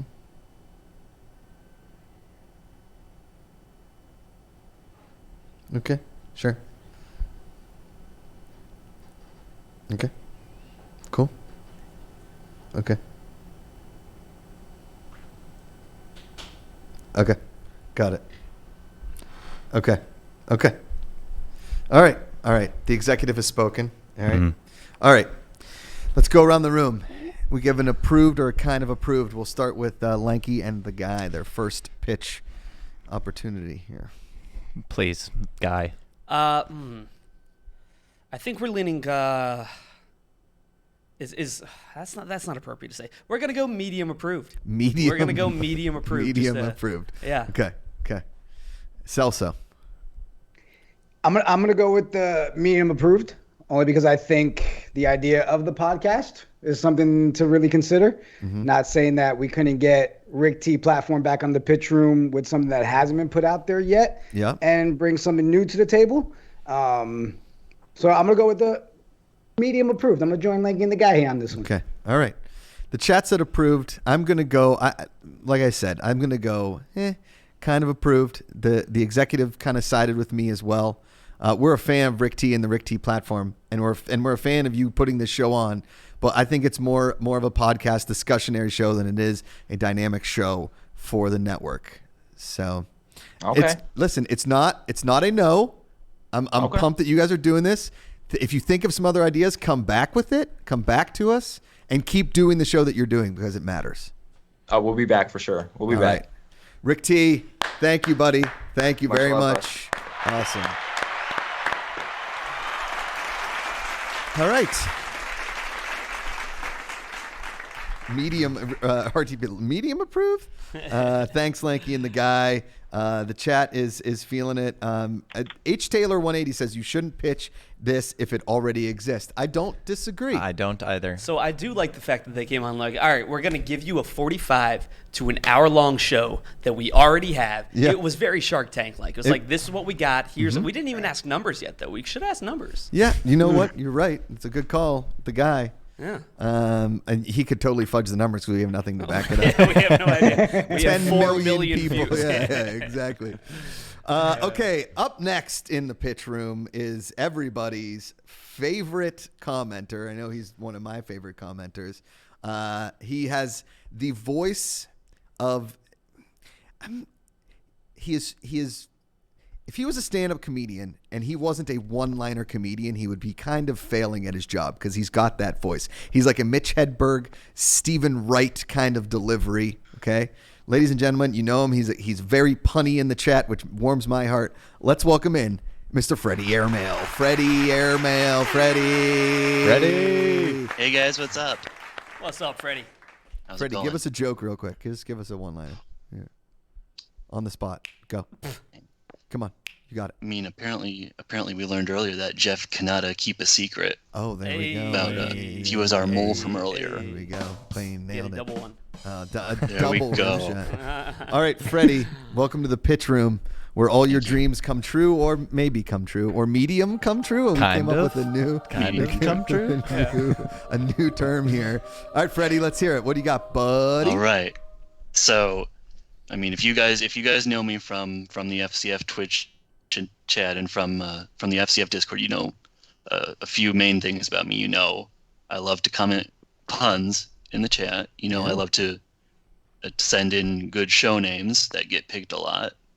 And you know that I love to scout players who are going to be in FCF. You do. And, you know, especially I love to do those quarterbacks. You know, I like to look at all their stats. But it was through that. It was through the way I scout players, that I realized I kind of have a problem. And I think it's it's not a problem that it is exclusive to me in any way. I think the problem I have is that I over focus on certain positions when it comes to football. Over focus. That's right. So when a football team has players at all these different positions, but I think even if you could say that some positions matter more than others, you can't say that none of those positions are important. And so, in trying to convince myself, hey, there's more than just the quarterbacks and the superbacks and the wide receivers out there, I had to think of a metaphor to get to bring about a comparison. Okay. Between everything. And so, are you going to pitch something? How long are these pitches going to be? I felt like the pitch wouldn't make sense if I didn't set it up first. And okay. so, well, I'm still confused. So, football team is kind of like the cast and crew of like a theatrical production. Okay. Like if you're putting on a play. Okay. And when you go to a play, you see the cast going, you see them on the stage, and that's kind of like the quarterback and everyone who's handling the ball. But if you've been in a stage production, you know that there's a crew behind the stage who set the stage for the cast to do everything they need to do. Mm-hmm. And I figured a good comp for that was on the football field, you've got your offensive line. They in a more metaphorical sense. Freddie, I'm going to give you like 45 more seconds here, bud. We got to get to a pitch at some point. We're going to get to a pitch, bud. I love you, but we got to get to a pitch. So I was thinking, well,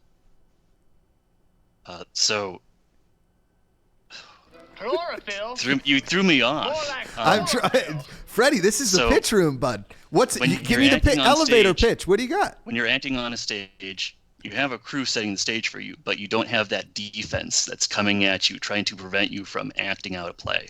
Okay. I thought, well, what if you did? And what if we made it into an FC TV show called Marquee Players? Marquee Players? That was the name. Okay. Is that it? And so we're going to have people hit people that are acting.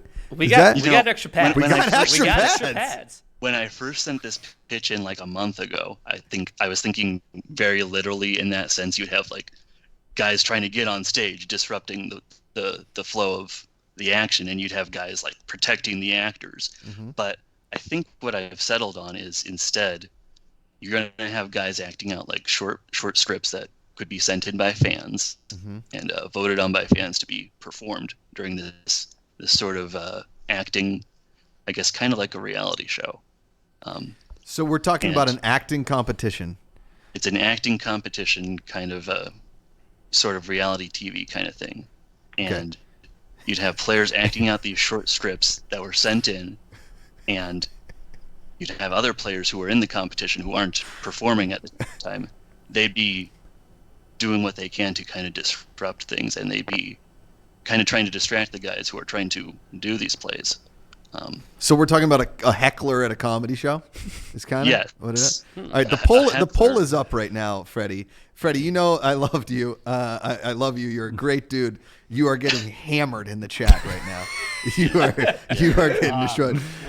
Here's what I think, Freddie, is elevator pitch is it's like an acting school with a bit of an like a kind of a heckler kind of a thing going on. Is that what we're getting at here, elevator pitch wise? Yeah, that sounds about right. Okay. Celso, your thought. Here's the thing, Freddie, you are such a good salesman of so many different things. Like I said, if you were a one-liner comedian, you would destroy. If you were like the narrator of a play as this is going on, like, oh, he's gonna get up and he's gonna try to act. Oh, he's been hit by a defenseman. All right. All right, Celso, what do you think, bud?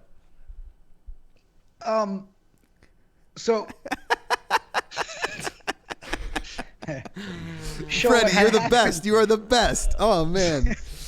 So is it actors or the players becoming actors and then we're actually having people tackle them? No. So the vision was the players would be acting out little one-on-one scenes with each other, but you'd have like a cast of players, and some that they won't all be acting at the same time, and so you'd have a couple of them at a time putting on, like, they could bring props or put on costumes or do other kind of funny and distracting things for the guys who are trying to perform, and you'd want to see who's good at distracting, who's good at acting without breaking. And couple seconds left in the vote here. Lanky and the guy, your thoughts on Freddie Airmail's Go pitch for here? it. I think you guys aren't getting it. I think you guys are missing the point. We got real production. We got real injuries. Okay. We got real actors. Okay. And we got a really bad pitch. Okay. I think I'm out. Okay. The poll is up, Freddie. I apologize. The poll again, kind of approve, an overwhelming thing. We're gonna take you off screen. We're gonna discuss here real quick. Okay. We're gonna discuss. Okay. I love you very much, and I think you're great. But let me discuss with you off screen. Okay. All right. Here's my thoughts. I'd like the idea of like an acting school. Well, so Go ahead. For the first 30 seconds of that pitch, I thought he was pitching himself to the league. He's like, I do the And he puns, did a great job. I do stats. I was like, dope. Like, come work with us. Sure, like that. Let's go. Sounds Sold. great. I can use bench a a body. ton. Yeah. But then it just started kind of taking a little bit of a left turn, and then a little bit more of a left turn. Then he got lost. He like parked his car in somebody's yard and walked to the front door. But what I think could be cool is something like have 2 teams, 4 players each, Okay. and they have to come up with their own sketches. Okay. And something like that. And then you can make that FCTV content, and they have to do their sketches, and then it's like the fans get to choose whose sketch show. was better. Team sketch Okay. show. Here's what I like. I don't think we have enough room for 4-on-4, but I think we have enough room for a 2-on-2 sketch battle. Yeah. Yeah. And we do like hey, do you guys think you're funny together? Write a sketch, make it appropriate. Fans vote. But here's where we bring in Freddie Airmail, because he's so dry and he's so perfect. Is Freddie Airmail is like the last voice, and he's like, I don't know, I don't see it. Right, Celso, what do you think?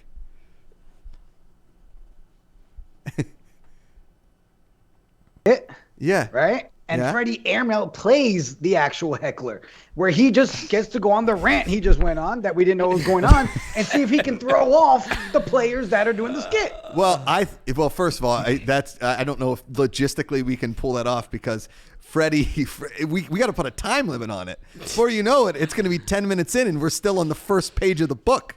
Yeah. It's like when you're on an airplane and you sit next to a guy who just starts talking, and you're like, God damn it. And the whole ride. Yeah. Just kept going. Yeah. Okay. Let's bring Freddie back on. Let's bring Freddie back on and see what he thinks of our idea. Freddie, what do you think? I'm amenable to all those changes. Yeah. That sounds. All right. So here's what we're gonna do. Wait, can I ask one question? Go ahead, Freddie. Celso. Do it. Do it. Because you write, you do all kinds of stuff and keep stats and all that. Do you actually write sketches? Where, like, if these players were to do stuff, would you write a sketch and have them have to act it out?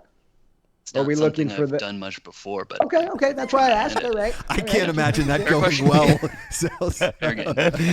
So Freddie writes all the scripts for the players to act out. You sold yourself so well out of the gate. Right there, you just gave. I'll be honest, like Freddie, I'm thinking about hiring you for like, a sideline coach. You scout football players, all that kind of stuff.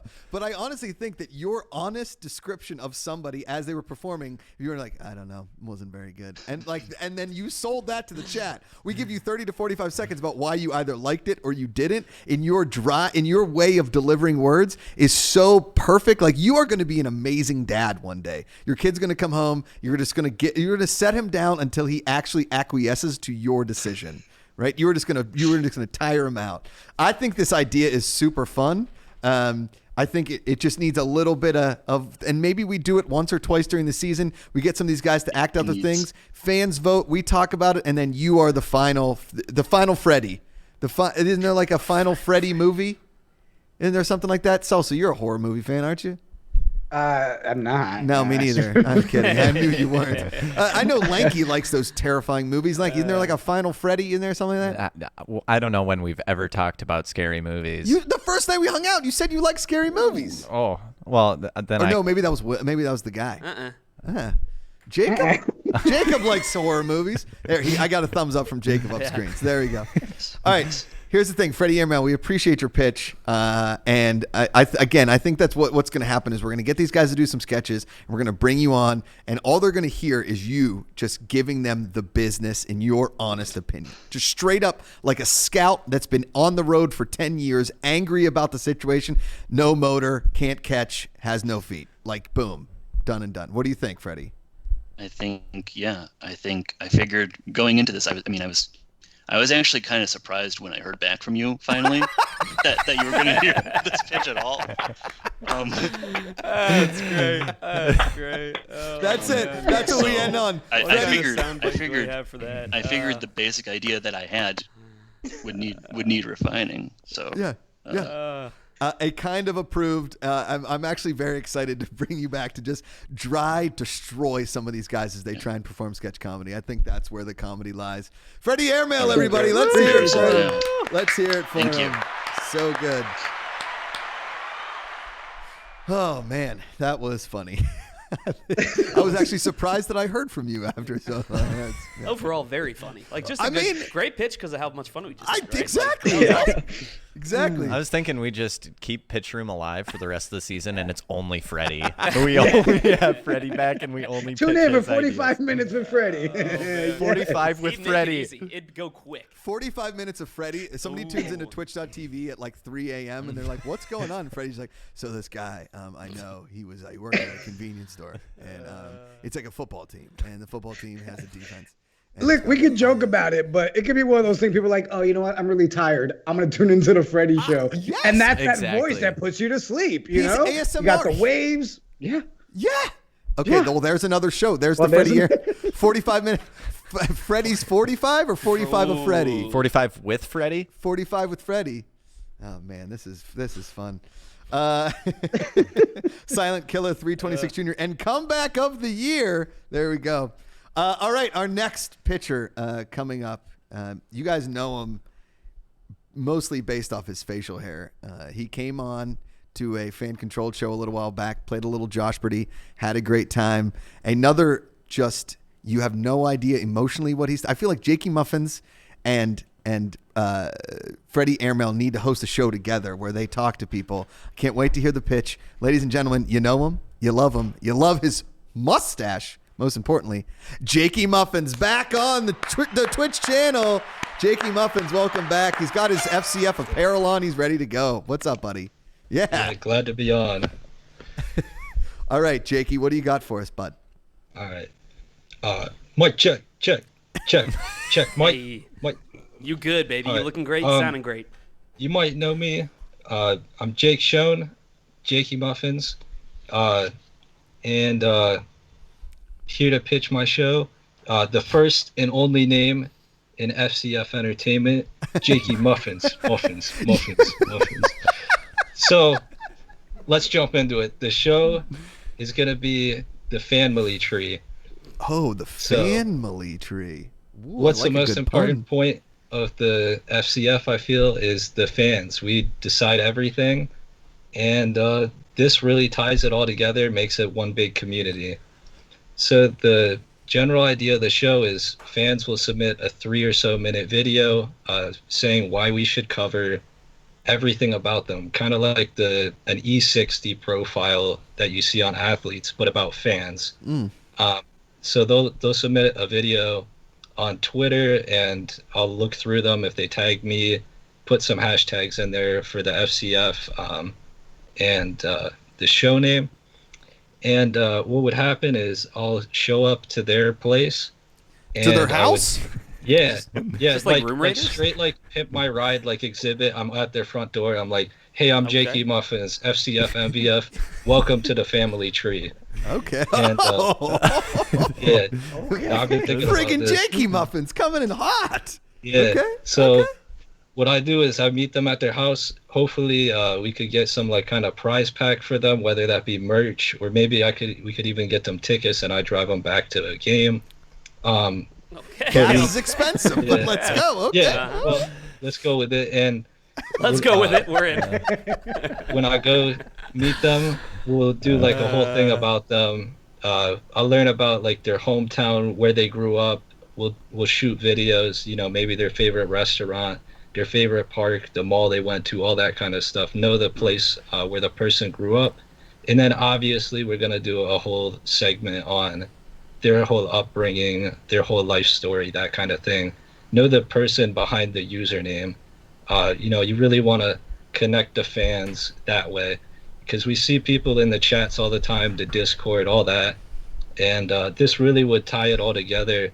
And at the end of it, it would be like a 30 or so minute video segment, like show. And we tie it all together at the end. We'd have a live vote on the top 3 fan videos of the week, and that's how we would decide each week which fan gets their video. Huh. Okay. All right. Jakey Muffins with a solid pitch. The chat is freaking out for you, my dude. Stash, man. Fantastic idea. Now that's a pitch. People are loving it. Valhalla Boy YB says, yes, Jake, yes. A lot of Jake from State Farm references in here. The poll is up if you want to vote on Jakey Muffins, the family tree. I love a good pun. I love a good name. Let's Jakey, we're gonna take you off the screen for a hot sec. No, we're gonna let the poll go there for a sec. Sorry, we're gonna discuss this in front of you. Sorry, I went out of order. Jake's looking at me like, hey, you idiot.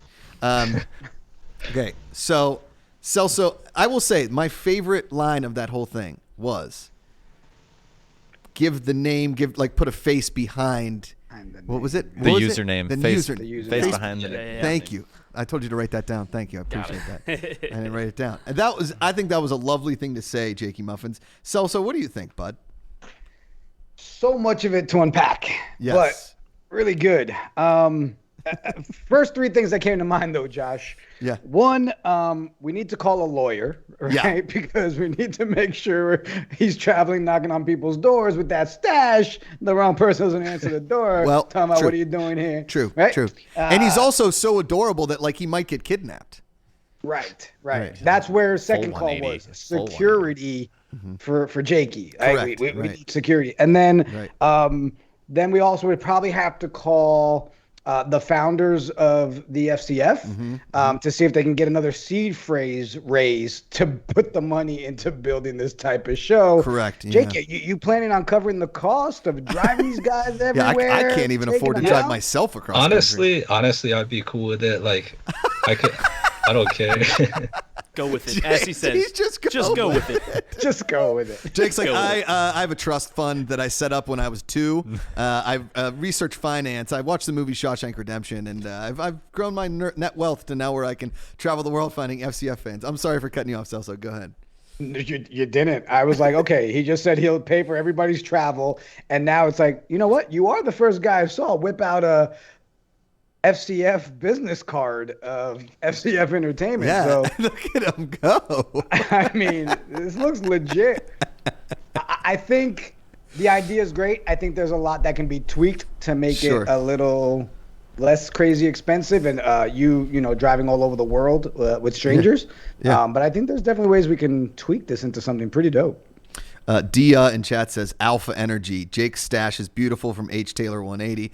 Lanky and the guy, your first experience here with Jakey Muffins, the legend, business card and all. What are your thoughts? He is a fan-controlled football fan. Mm-hmm. Clearly, by the poster behind him, by the business card that he showed us. Jakey, where are you from, man? From Harrisburg, Pennsylvania. Hey, PA represent. I think this is a killer idea. I think there's just some things that have to be flushed out. I think that it just doesn't make sense to drive across the country to. I think knocking on people's doors would be absolutely hilarious, but you're gonna put yourself in a hole pretty quick there financially, Jakey. Yeah.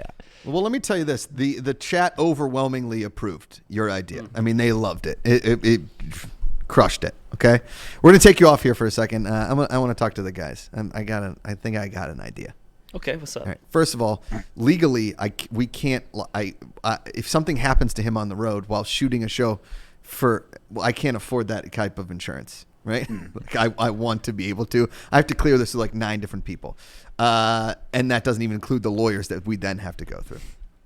What I think this show could be, because it is an amazing idea. Imagine he shows up to your door with like a giant check that has no money written on it. He's just like, hey, I brought this check. $0, yeah. I brought this check, but it's mostly just so we can hang out together because you sent me a video on the internet.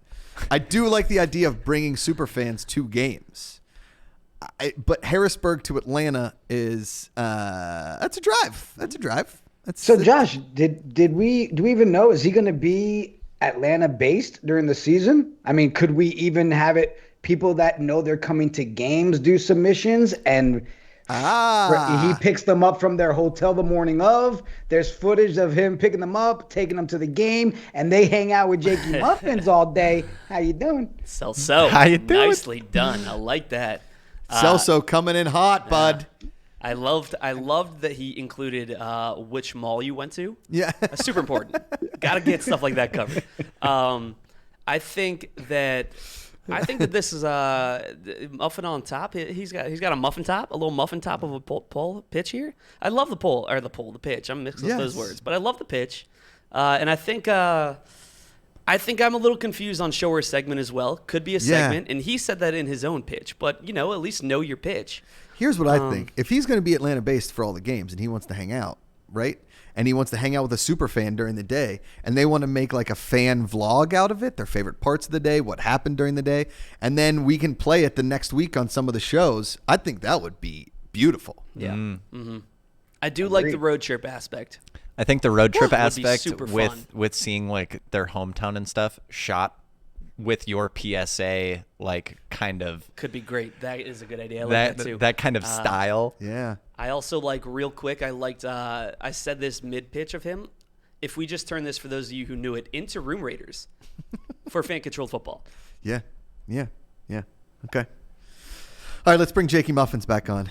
Jake, we just got a couple questions there for you. We got a couple questions. Yeah. I think I might need to call the exec on this one. I'll be honest. So, Jakey, first question. Are you planning to be Atlanta-based throughout the season this year?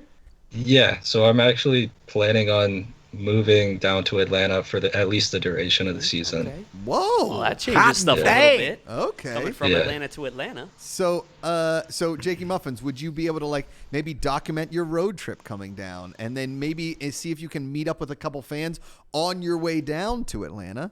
Like I said, do a little player. Yeah, I would definitely be open to that. Okay. All right. All right. I'm gonna. That's an call the exec executive. Call. What is that? It's an exec. Okay, it's an exec. You guys call the exec. Yeah. Right, hold on. You guys talk amongst yourselves. Go. Jakey, you came in hot. All right. What do you think? Hey, Jakey, what do you do? Do everything. Oh man, I love that. I do everything. A bunch of jobs. Basically. Yeah. I know a lot about everything. It's a classic quote over here. So what are like some odd jobs that you do? Right now I cook at a bar is one of them. Okay. I work at a car dealership as well. I was changing oil a few months back. Okay. That's a whole stretch of stuff, man. Yeah. Okay. Yeah. Well, looks like we got a okay. All right. Couple of okays, a couple of laughs from the exec over there. No. Okay. All right. Okay. And just to clarify, I know people were asking last week. The exec is real. This is live. That's right. All right. I think he's on board with what I'm on board with. So let's make our decision. We'll start with Lanky and the guy.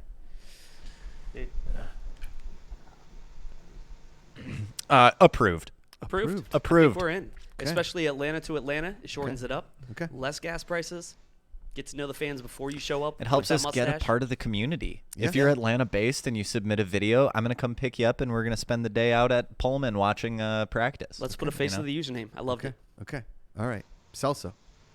Yep. If we're all agreeing that you're going to record the whole you traveling and driving from PA to Atlanta to kick off the series and then get to meet all these other super fans, it's a big yes for me. I like it. I agree. I think you can interview all these people at the tailgate, people at the stadium. You got your super fan with you. The interactions with all these people that have been jonesing to get to fan control football games over the last since COVID and everything.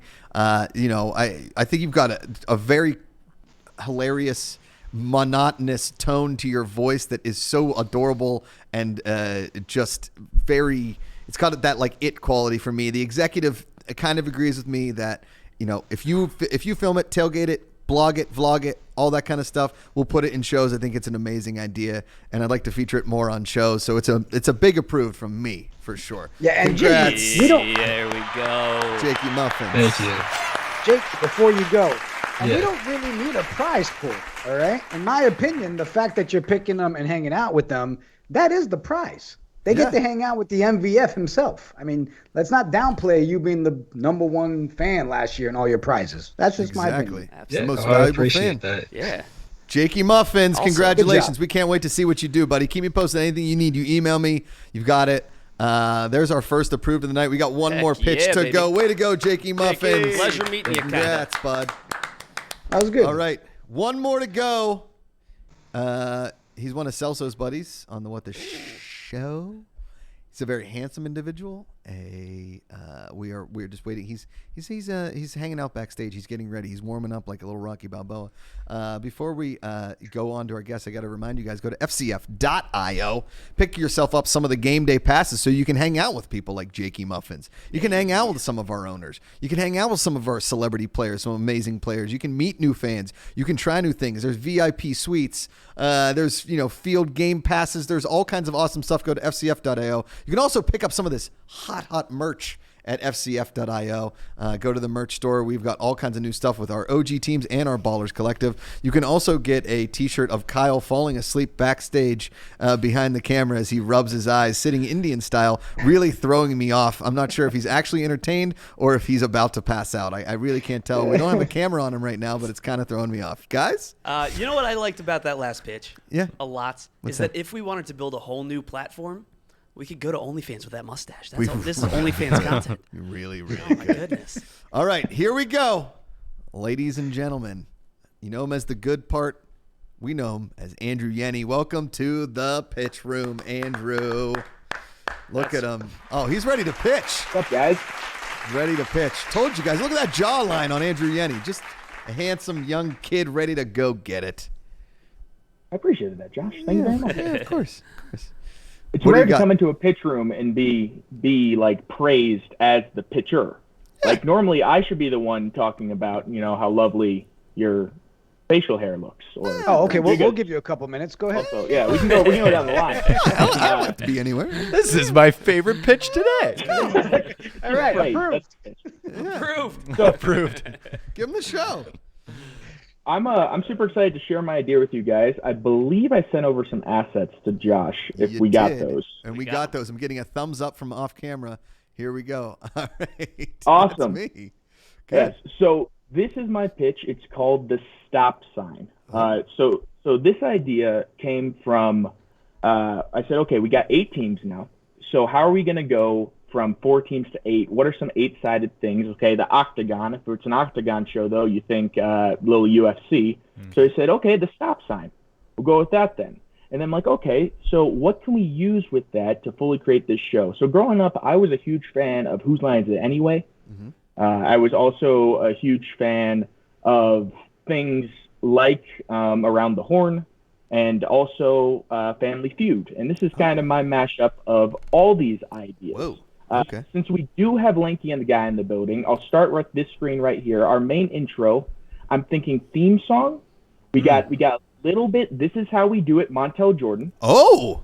Like 80% that, right? We got South the Central neon does it like coming nobody in. does. Okay. Exactly. We got the neon coming in like we saw at Media Day. I know Josh has some neon lights on his set as well. So that's kind of the theme here. So it's 80%. This is how we do it. 10% Magic School Bus. And 5% O'Reilly's Auto Parts, but just the end, the bah, bah, right? That's the theme song coming in. Okay. I love how that's We're taking extensive notes. I can see it. You guys are the guys for it, so that's why we're heading your way. So what the idea of this show is, it's you can have up to 8 fans or players, owners, D's, whoever, hops on the show. Each person represents a team, or if we want to do special episodes where it's maybe 2v2, maybe there's a huge matchup that week. So we have the Knights and the Bored Apes showing out. And we go round by round. So the first round where we have either 4 or 8, we'll do something called the pole toll. Now the pole toll, take advantage of this FCF app that we constantly have these votes for polls that just kind of go nowhere. Well, let's use our sponsors like Wendy's or like Gatorade. We put a poll in there. Hey, what's the fans' favorite flavor of Gatorade? Let's rank them. Then we have these guys come on the show. They try to match that poll. The person who's the furthest off from where the fans' thoughts are on maybe ranking these Marvel movies, maybe what their favorite food is, whatever it is, that person's eliminated. We go to the next round, which is step on it. We move from left to right. Your goal is to be in that green lane. You're making it the furthest. Now it's 30 seconds of mayhem here. We're going back and forth. You're arguing why you think whatever the debate is. Is it we should call more run plays than pass plays? You move up and down. The person who's in last place is kicked. Then you get down to the final two. They're going bumper to bumper, arguing a debate. We give them points, I guess, as they go, a la Whose Line Is It Anyway. The points really don't matter because in that round it comes down to the fans. They're voting for the winner of those two. When you tune in, the more votes you get, you become the winner.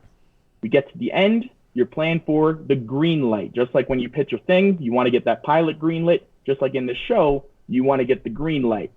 Now, my question for you guys is when we get to this winner, I have a couple options here.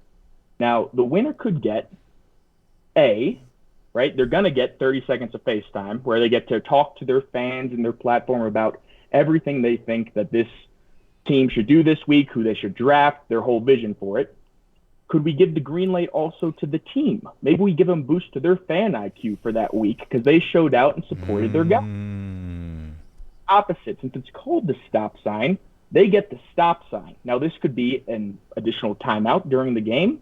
This could be a stop sign on the team's Twitter of their choice. 24 hours, no tweeting. You shut down your opponent for that week. Or, my favorite, a stop sign on the opponent's Discord. This league's all about fan communication. You had to know each other.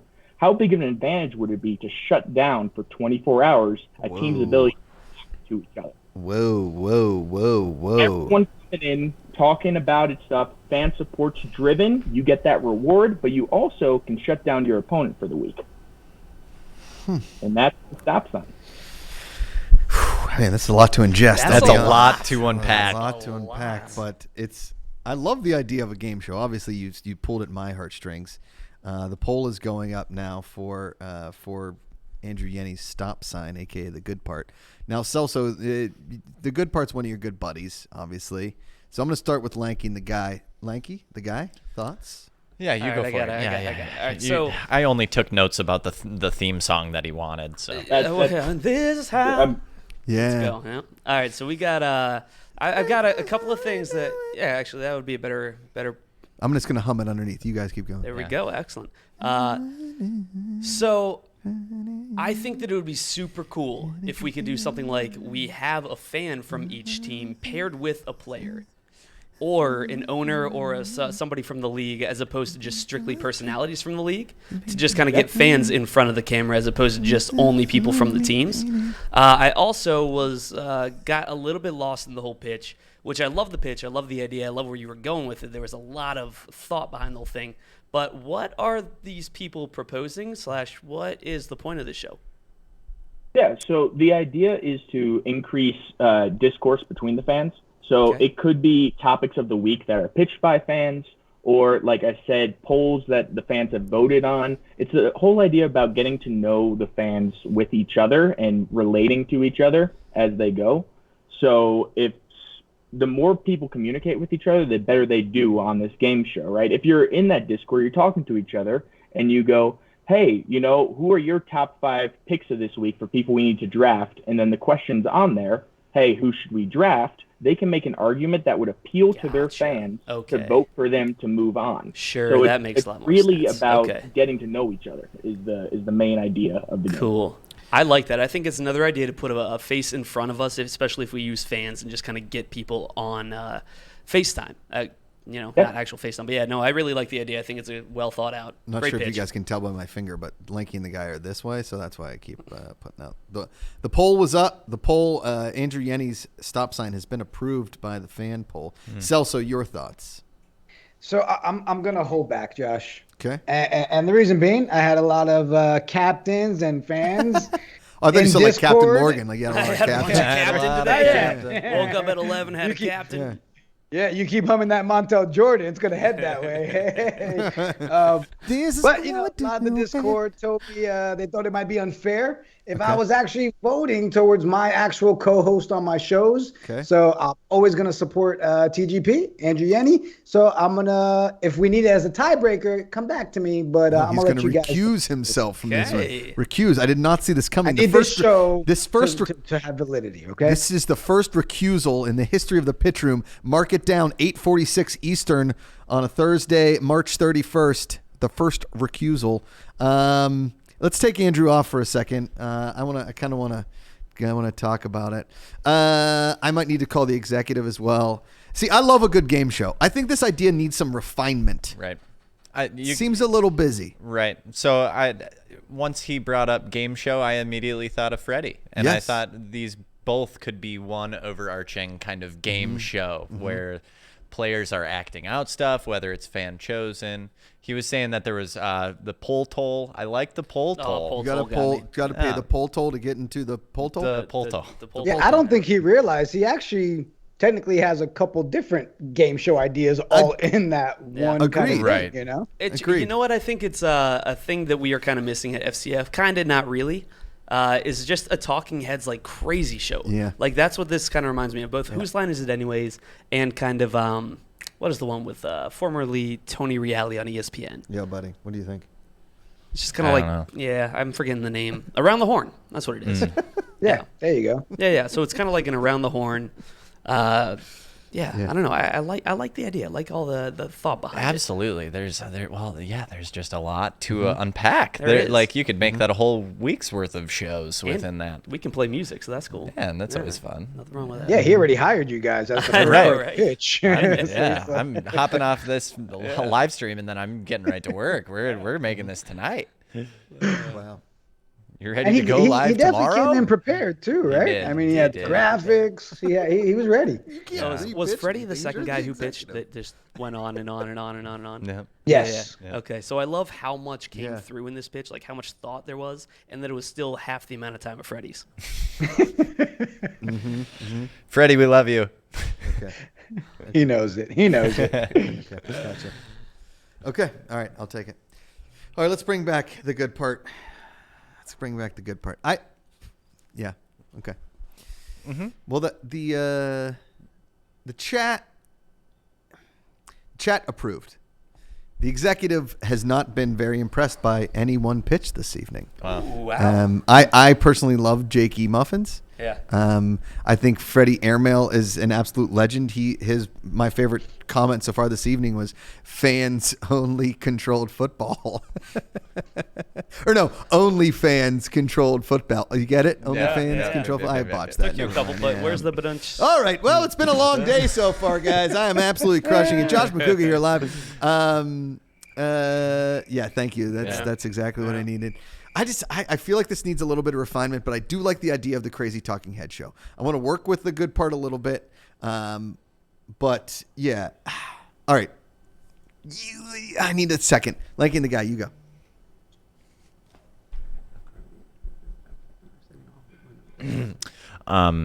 Approved. Wow. Okay. Only if we do the theme song. Okay. That's obvious. He's not a musician. What's the royalty split on the theme song? That's always the sharp Zero thing. for you. Zero? Okay. Just as your percentages went from 80, 10, and 5, which added up to 95. Yeah. By the way. As it should. Yeah. So you can keep those 5. You never go 100%. Everybody knows that. You never go 100%. Celso has recused himself. It's been an approve from the chat. The executive has squashed this idea. He's not a fan. He is in the back. He's squashed it. But the executive also is a big no guy. He's a big no guy. But he also had some really good points. He then started pitching me a dating game show, which I couldn't really do anything with that. I'm being told by my producer what. Okay. All right. I'm going to approve this on a condition. I'm going to approve this on a condition that the good part and I really work through this idea and we don't put it up until we're both very happy with it, and we're going to get some help from Celso Porto on this, because I like the idea of a crazy talking head show, but it can't just be people yelling. We got to figure out what this looks like. But I do like the name of it, and I do like that it's like a yelling game show with like a time limit to it. I do like that idea, and we don't have something like that on the network just yet, and I think it has a place here. I think if we choose positivity when it comes to the yelling, I think that I approve, because I like Andrew Yenny. I like the good part. I think you can do it. So I'm gonna approve. Hey. I'm gonna approve, which means there you go. Fan-controlled yelling. Congratulations. I want to make this happen for you, Andrew Yenny. Thanks for coming on. Thank you to everybody coming on the pitch room tonight. So we got 2 approvals. Yeah. For our boy Jakey Muffins, 1 for Andrew Yenny, the good part. Thomas Wygand's idea, aka Freddie Airmail, is a fun. I just want to get him involved in just telling people straight up what's going on. Everything. We got an approval on him as a whole. Just as a whole. And to the Rick T platform, I know that they're going to come back with some more ideas. I know that they're already doing the Kumbaya, and I think that they're doing a great job with that. I'm just looking for some other stuff on this network. For all the judges, for Lanky and the Guy, for the executive, for Celso Porto. Why don't you guys give them your socials so people know where they can find you? Lanky and the Guy, why don't you start? Twitch.tv/Lanky and the Guy. Instagram, Lanky and the Guy. Facebook, Lanky and the Guy. That's the one. MySpace. Was that Lanky and the Guy? Yeah, Lanky and the Guy, okay. yes. Yeah. All right. LANKY and the Guy. Jacob's over here writing in my ear. He'd like you guys to play a little ditty outro for Celso Porto. Celso, tell the people where they can find you. Twitter @Jigaporto, and you can follow the JMP TV crew @the_JMP TV. For Celso Porto, the absolute legend, for Queen Porto in chat, the Rick T platform, Jakey Muffins, my road dog Freddie Airmail, and the good part. I'm Josh Macuga. This is twitch.tv/FCF. The Pitch Room. Next week we'll be back, same time, 7:30 p.m. Eastern. We've got 3 guests next week. We've got Eric Edens, Maracumat, and Big Papa Rock Chalk. You guys want to get those game passes. Game 1 starting April 16th right here on twitch.tv/FCF, as well as NBCLX, Peacock, DAZN, and Fubo TV. Make sure you guys get those game passes, fcf.io, fcf.io. We thank everybody for being in chat. From Ruthless Cutie to King Kong, Rick T Platform, Questita, KS Real M Kyle. God, just make it Stathead. You're the best. It's hard to read sometimes. Miss Vespertine, Xenocide Genius, Jason M. Wright, KHEF23. All of you are amazing, amazing people. Go out there, pitch your ideas to everybody. As always, power to